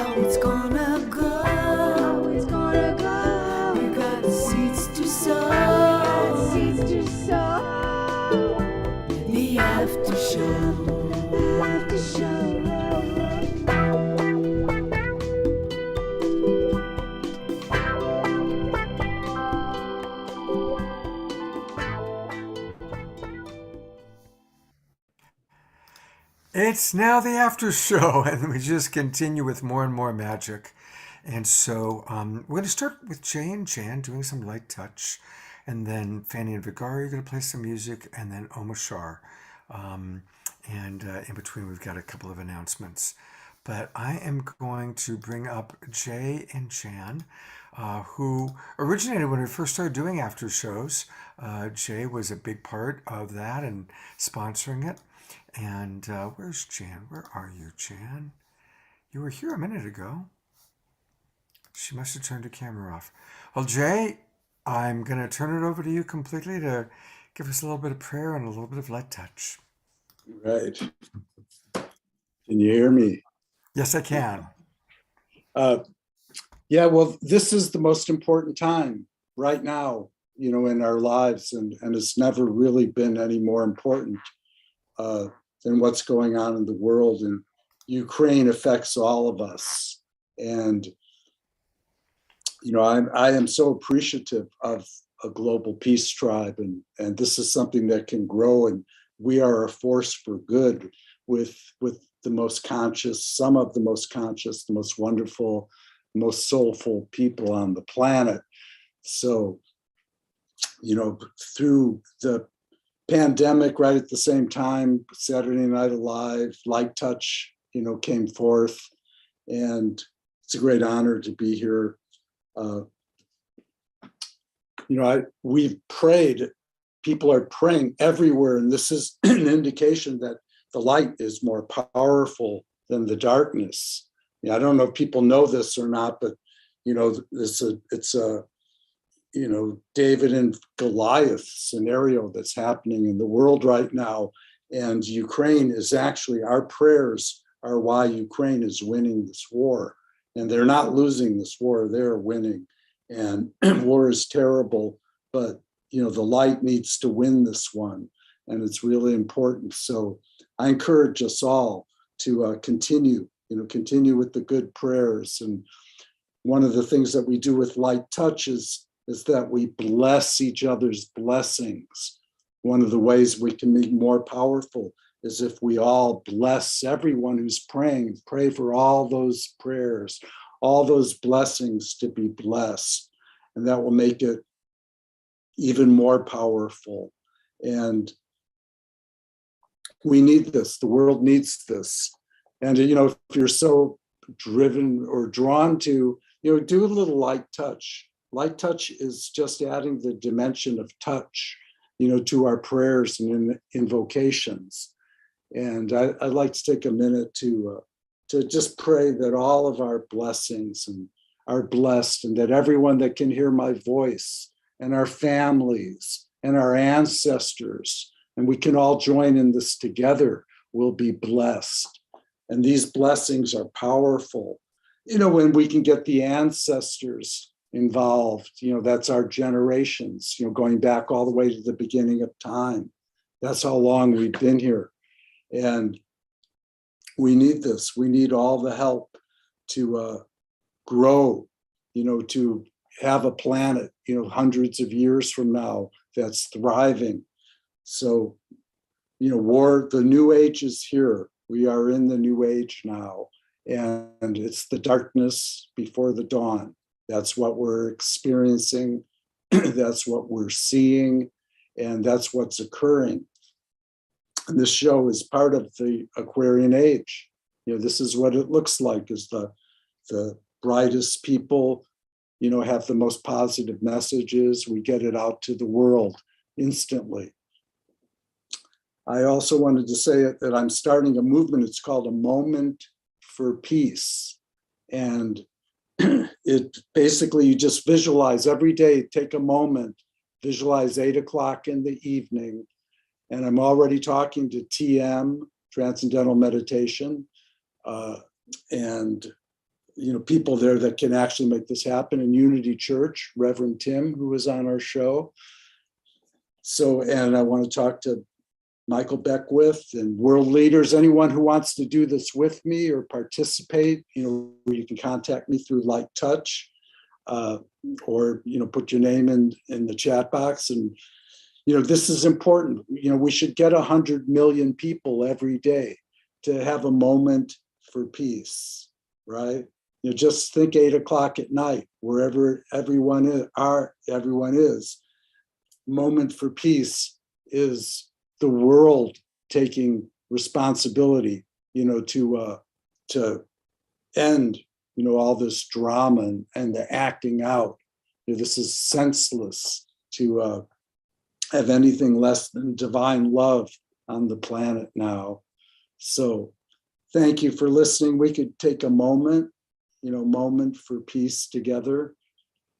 All of us, there's thousands of people, if we include all of our families and our children and our ancestors, I'd like this to grow and keep growing. So thank you for world peace. Thank you for blessing Ukraine. Thank you for blessing everyone watching this with your very best blessings. And I'd also like to open it up, anyone in our audience here that, in our panelists that want to come forward and say a prayer or offer a wish for the world, this might be the perfect time. Thank you.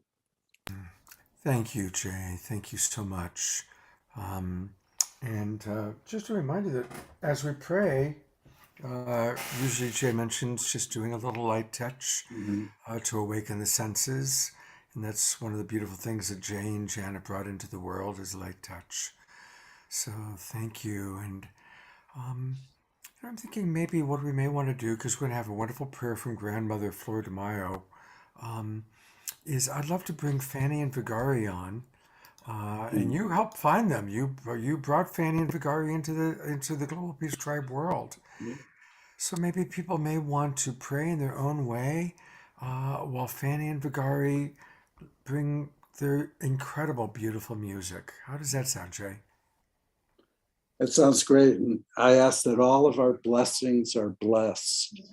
And all over the world, everyone that's praying everywhere, just please bless those blessings and let us win the war of love, for everyone. Thank you. Thank you, Jay. Thank you so much. All right, Fanny and Vigari, we love you, and take it away.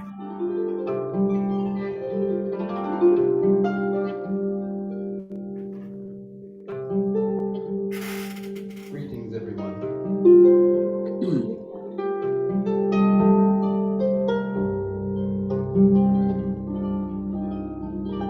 Here we are together once again.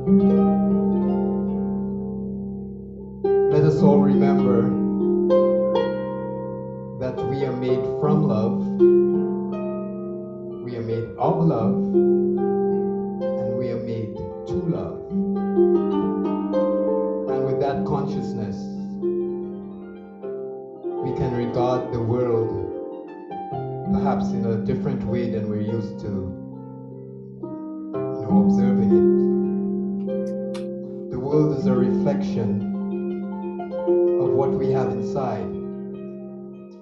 And if we can realize and remember who we really are, what we really are, which is love, if we can focus on that love,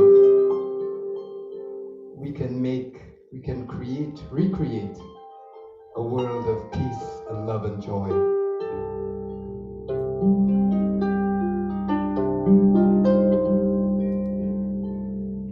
And enjoy the music of the spheres which flows through all of us.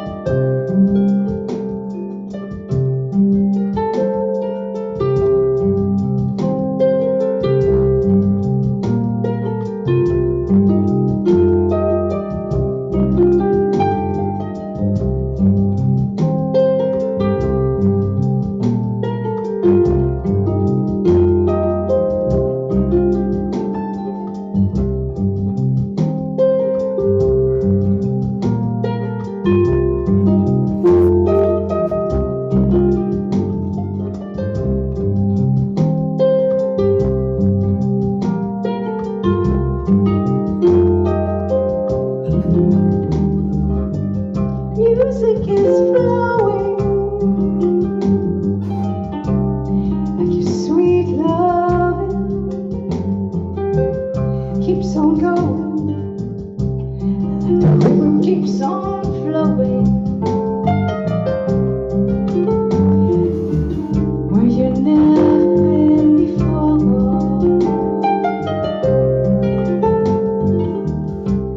Hey Scott, where is my window?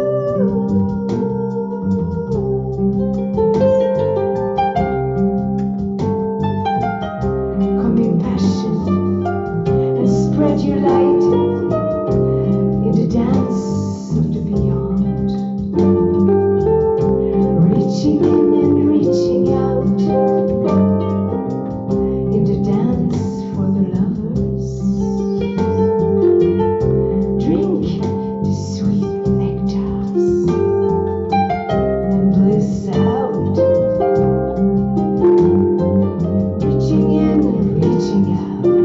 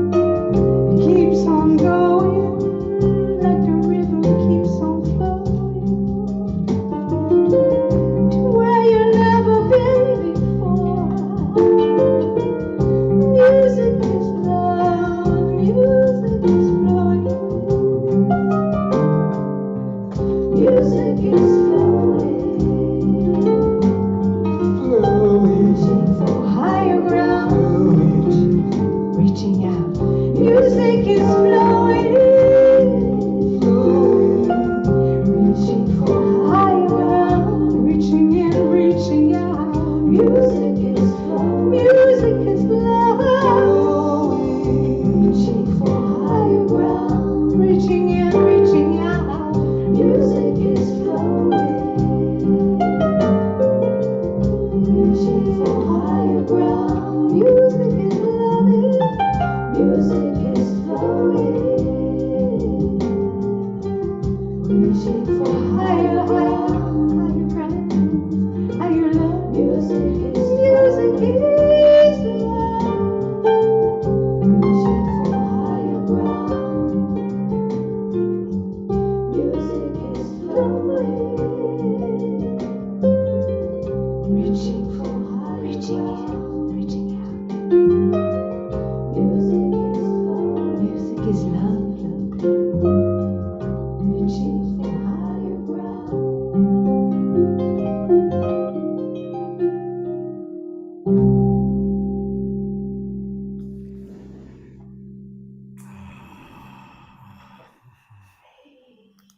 Thank you. I love you.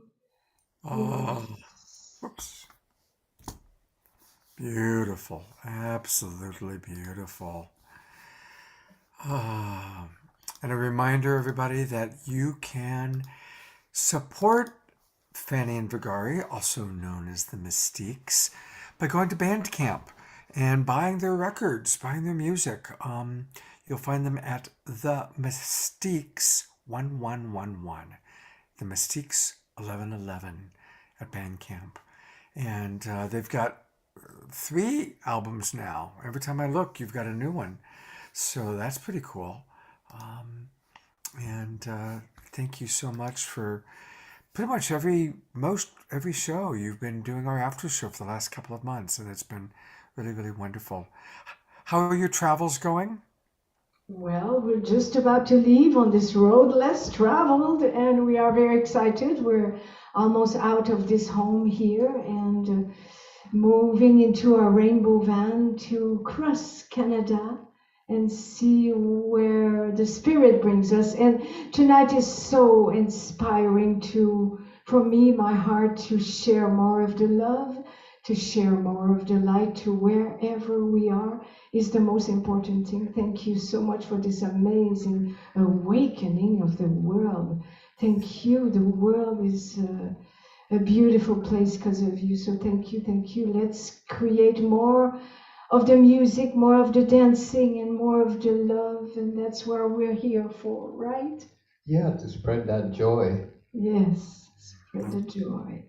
Beautiful. Well, thank you. And we'll stay as you can play. Let us know as you land in different places, and keep us apprised. And I'll let you can either come on and give people little notes on what's happening, or play your harp or whatever. So we'll stay connected. All right. Oh, that'd be lovely. Thank you. Absolutely. We love you very much. Big twinkles to Fanny and Vigari, also known as the Mystiques. Thank you.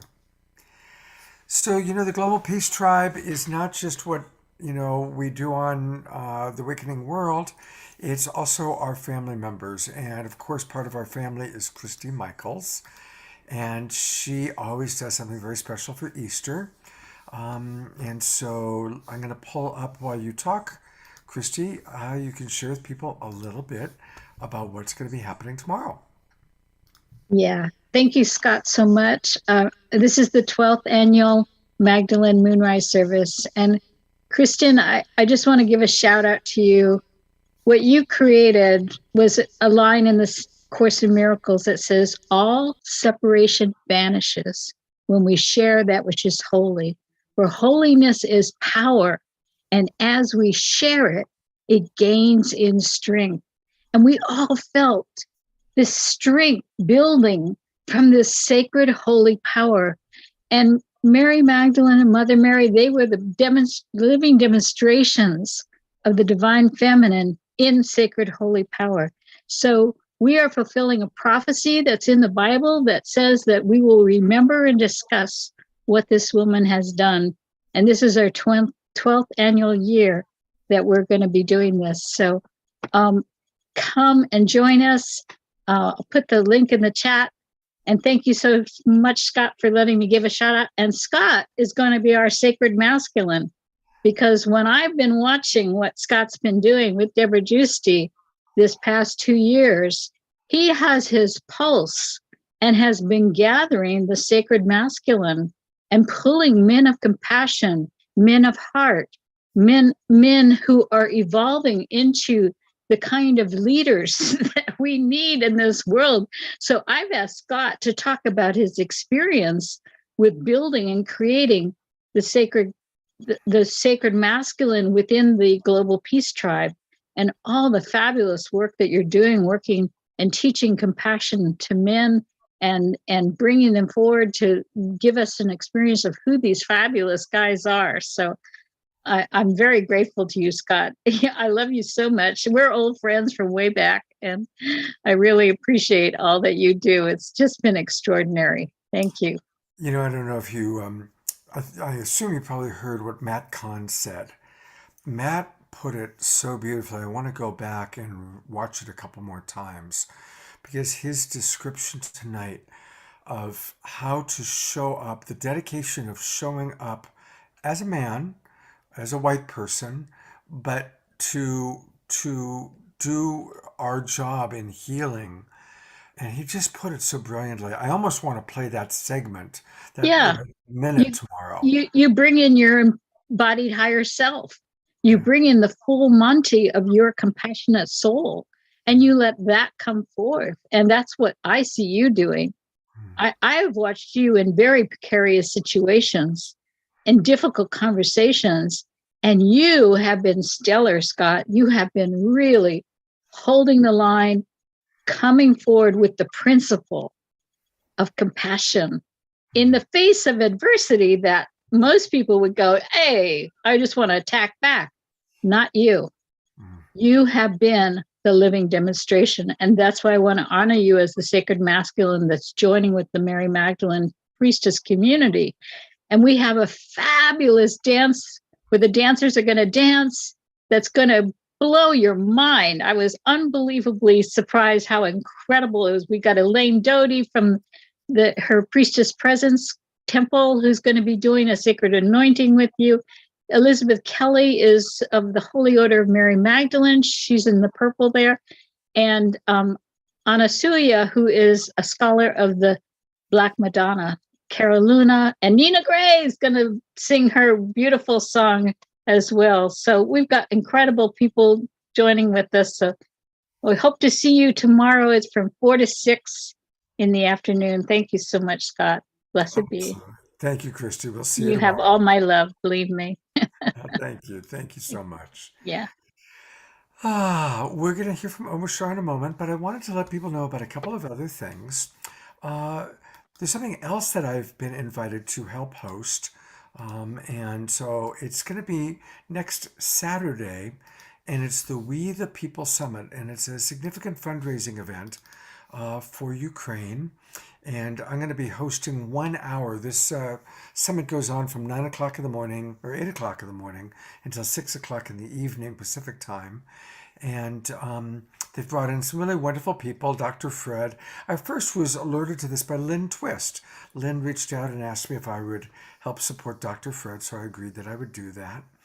And so some really wonderful people. There I am. And I've actually invited some of my friends. You've seen Tatiana Speed on our show. We met her through Kristen. Tatiana is going to play a couple of songs. We're going to have Magic with Paul Draper and another musician that I've had on Saturday Night Live is going to be joining us as well, Travis Puntarelli. So that's next Saturday. And then there's one other thing I want to let everybody know about, and that is my day job. You know, what I do on The Awakening World and Saturday Night Live is kind of that's my evening weekend job, although it takes 40 hours a week, 60 hours a week. But what I really do is I'm a coach, and I love to teach. And I took a 2-year break because I got so busy with Saturday Night Live and Global Peace Tribe. But I am starting a new course. We actually had our bonus class today, but the main course starts next Saturday. And it's really wonderful. It's several of my love coaches teach it with me. And it's all the best tips, tools, and practices that I've learned for how to have great relationships. And even Kristen Hoffman and her beloved Troy are participating in the class, which I'm so stoked about. I was so pleased that they were there today. So if you're interested in joining, the details are at LCA, that stands for Love Coach Academy, lcamasterclass.com. And if you're sincerely interested, reach out to me. I am providing free 15-minute consultations by phone or Zoom with people that are sincerely interested. I could also send you today's bonus class, which is an example of what the classes are going to kind of look like. And it's very experiential. It's very interactive. We all learn and grow together. There's also an optional empathy group every Wednesday night. A Facebook group where we come together, we teach and learn together. It's going to be an intimate group. I'm limiting it to 30 people and 5 love coaches. And we've got a few slots left. So would love to have some of you join us. And some of the other people who watch Global Peace Tribe have joined. Josie Ann joined. Margie from Global Peace Tribe joined. So it's a beautiful thing, and I'd love to have some of you participate. So welcome. If you want more information, you can direct message me on Facebook. I'm easy to find. I'm the only Scott Katamas on the planet. So just Facebook Messenger me and I'll get back to you. All right. Omar Shah came all the way from England, traveling by plane and all that he had to do to get here. He swam across the ocean to be with us tonight. First, Scott, you're a master. You're an absolute master, and I dream about the way that you spin so many plates, and you keep your heart open and your mind steady. You know, the absolute epitome of the divine masculine for me, and it's such an honor to be a part of this whole traveling show that the Global Peace Tribe has become, let's say, from one perspective. And yeah, I'm going to shut up because I'll ramble. I have I've just been in England looking after my mum, who's teetering on the end of her life, but she's got a thread hanging in there for some reason. And I know that I think Vigari has a similar situation perhaps happening with his mum. I think that's what happened. Is that true, Vigari? And anyway, I'm going to play a song, and it just happens to be called Love Is All There Is. And it's from my Illuminate album. And if you go onto YouTube, Omar Shah Music, you can pull up a cute little video I made of my years on. I used to live in Kauai, on Hawaii, and it has my daughter in there who's about 6 in the video. She's 14 now, and also things of my son who is in the video as well. That's a cute way to see the song. So without further ado, let's went. Okay.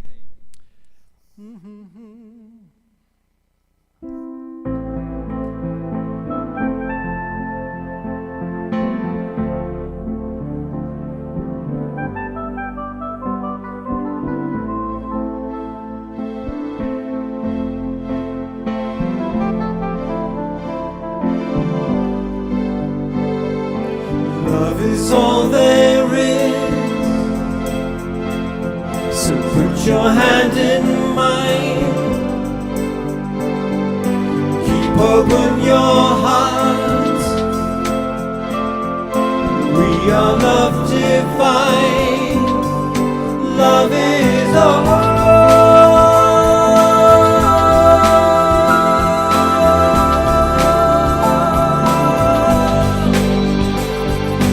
Love is all there is.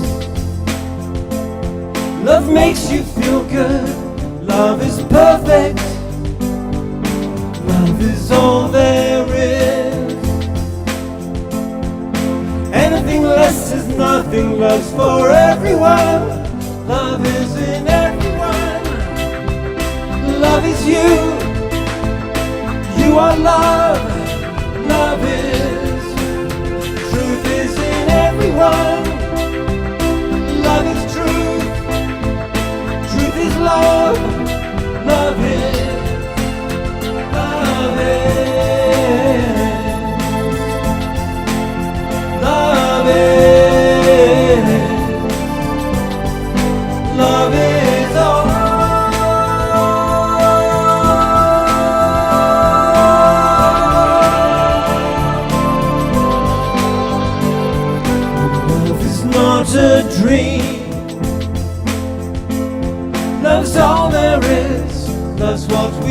for. This love lives in you,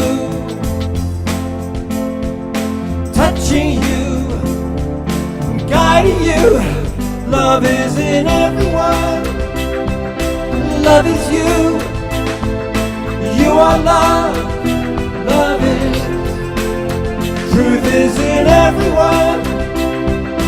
Love is truth. Truth is love. Love is. Love is. Love is. Love is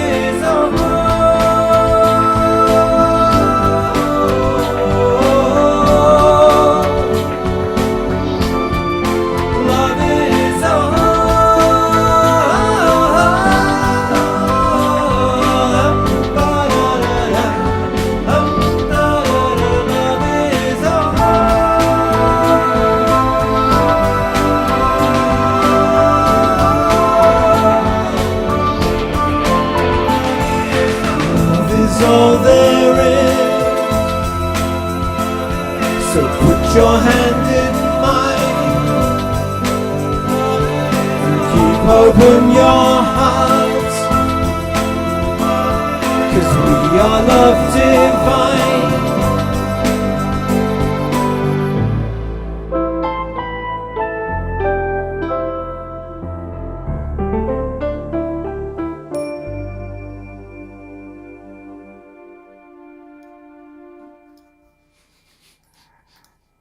Oh, beautiful. Thank you so much.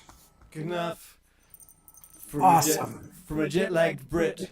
That was amazing. Woo! Wow. Yay!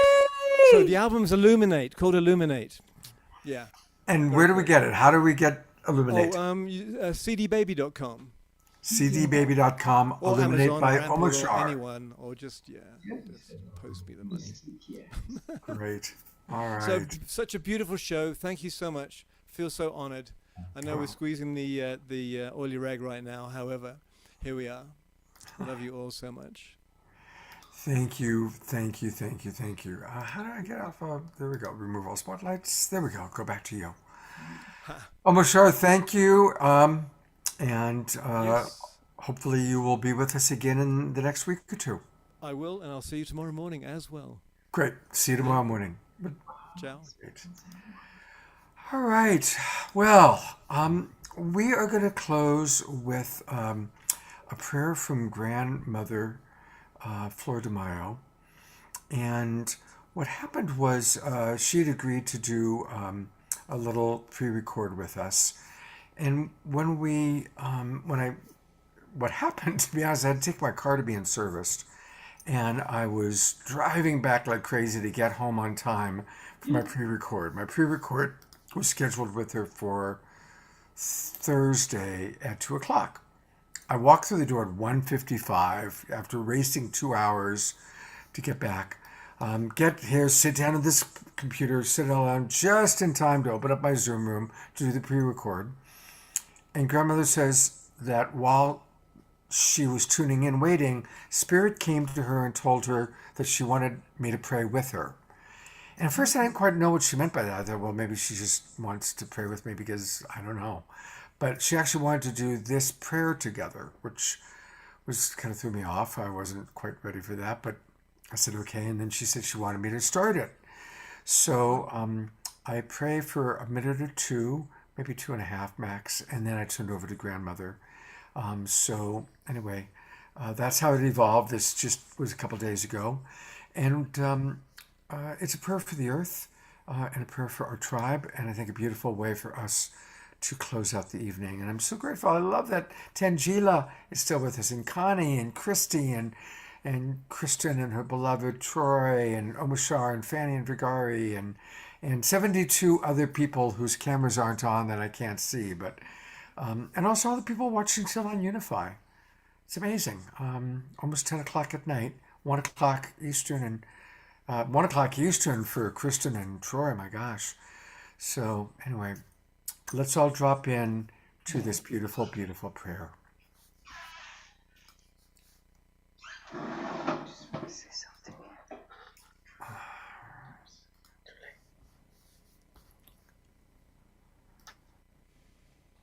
Taking some deep breaths together at our own pace.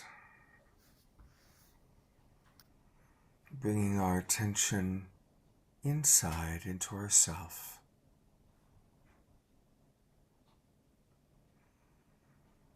And with every breath, gratitude for breath, gratitude for life.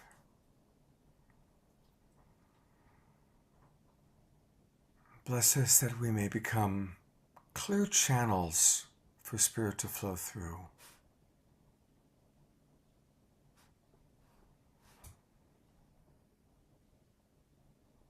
We give thanks for this opportunity to commune together.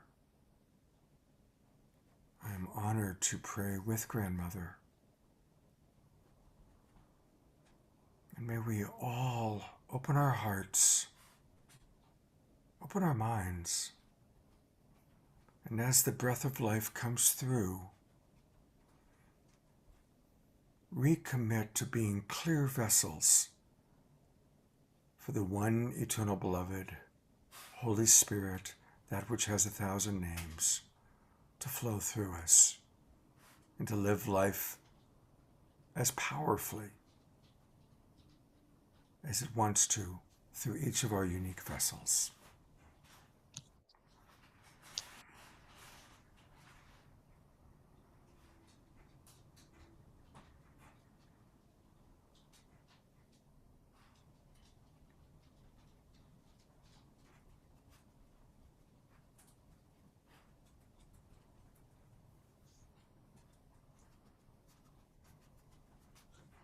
Beloved Creator, beloved Beauty,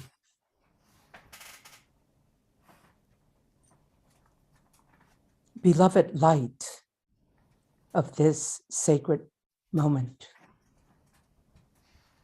Mother, Father, Creator of all things. We are here in a sacred circle, beloved Beauty, honoring the spirit of our beloved Mother. Our beloved Mother, who is the creator of all. This beautiful, beautiful planet, beloved Creator. We call the earth this beautiful, beautiful, moving, breathing earth, beloved Beauty. For millennia, beloved Creator, we have been walking on Mother Earth, enjoying all of the goods that she has given us for food, for medicine, the richness of all of the beautiful greenery, beloved Creator. We have made journeys for eons around the globe. All of us, each and every one of us, have moved about throughout the earth.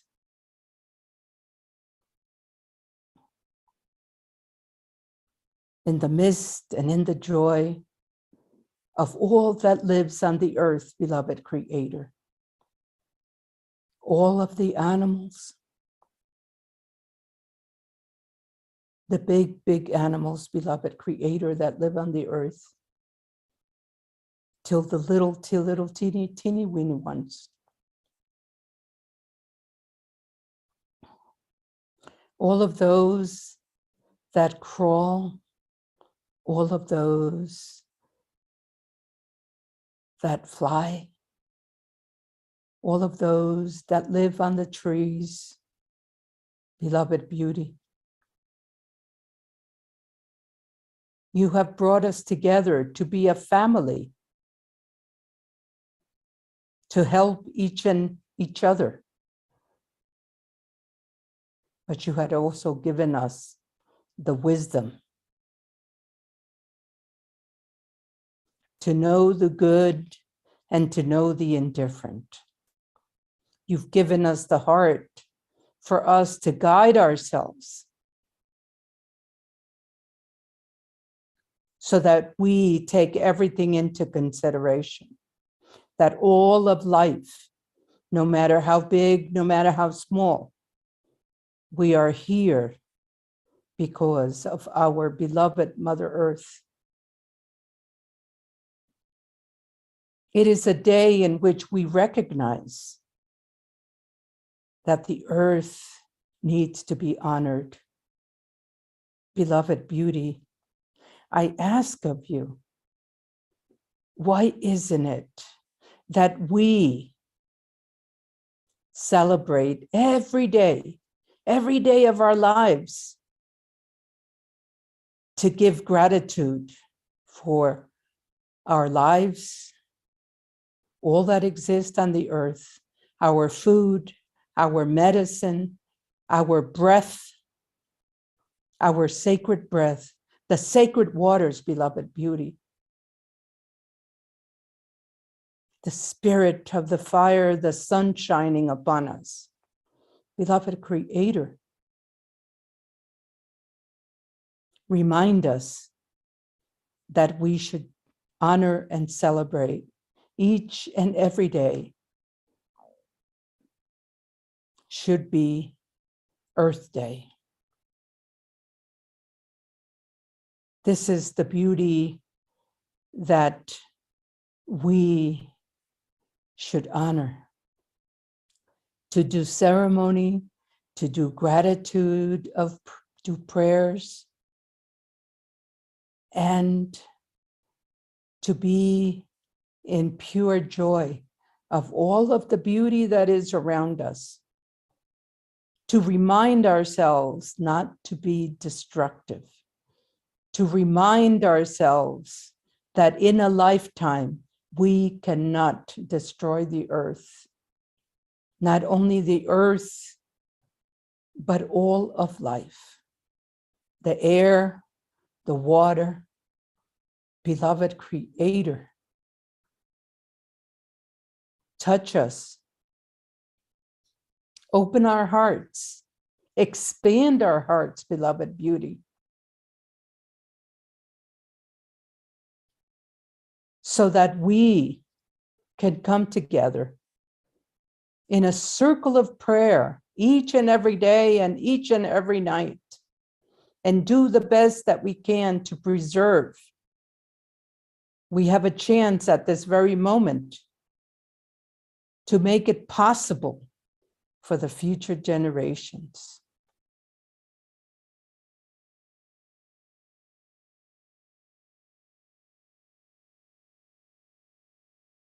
I'm sending prayers. I'm planting a seed in everyone's heart that the destruction has to stop. The neglect has to stop. The abuse has to stop.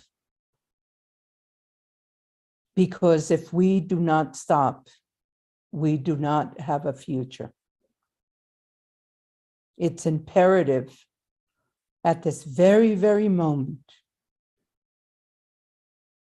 that we make a conscious decision of doing the right thing for all of life, all that breathes, all that is nurtured by the water, and all that grows by the light of the sun. Beloved Creator, on this sacred day, I call upon each and every one, brothers and sisters of the Four Direction, to come together, to hold hands with your family, your children, your friends, your lovers, your husband, your wives, your neighbors, your community, your town, your country, beloved Creator. Let us all come together, put our prayers together for the good of life. Beloved beauty, on this sacred day, let us make a commitment. Let us make a sacred vow that we will protect and honor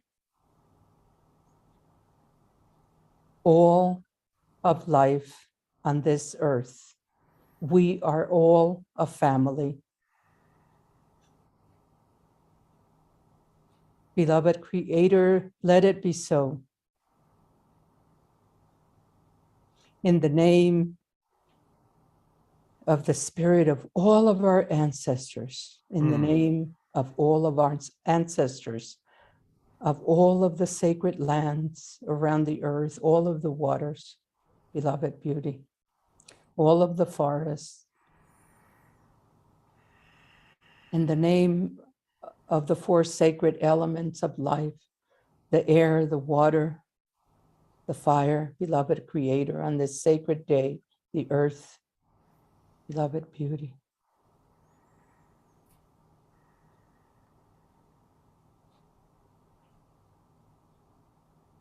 In the name of all of the beauty around us, in the name of the great mystery, beloved Creator, I thank you. And I thank each and every one of you for being here at this sacred, sacred moment.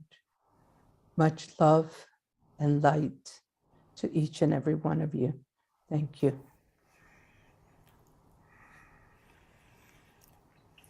Aho. Ashe.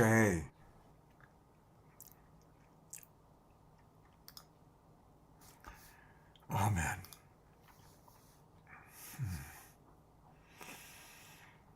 And yes, she did do that for Earth Day. We'll play it next weekend.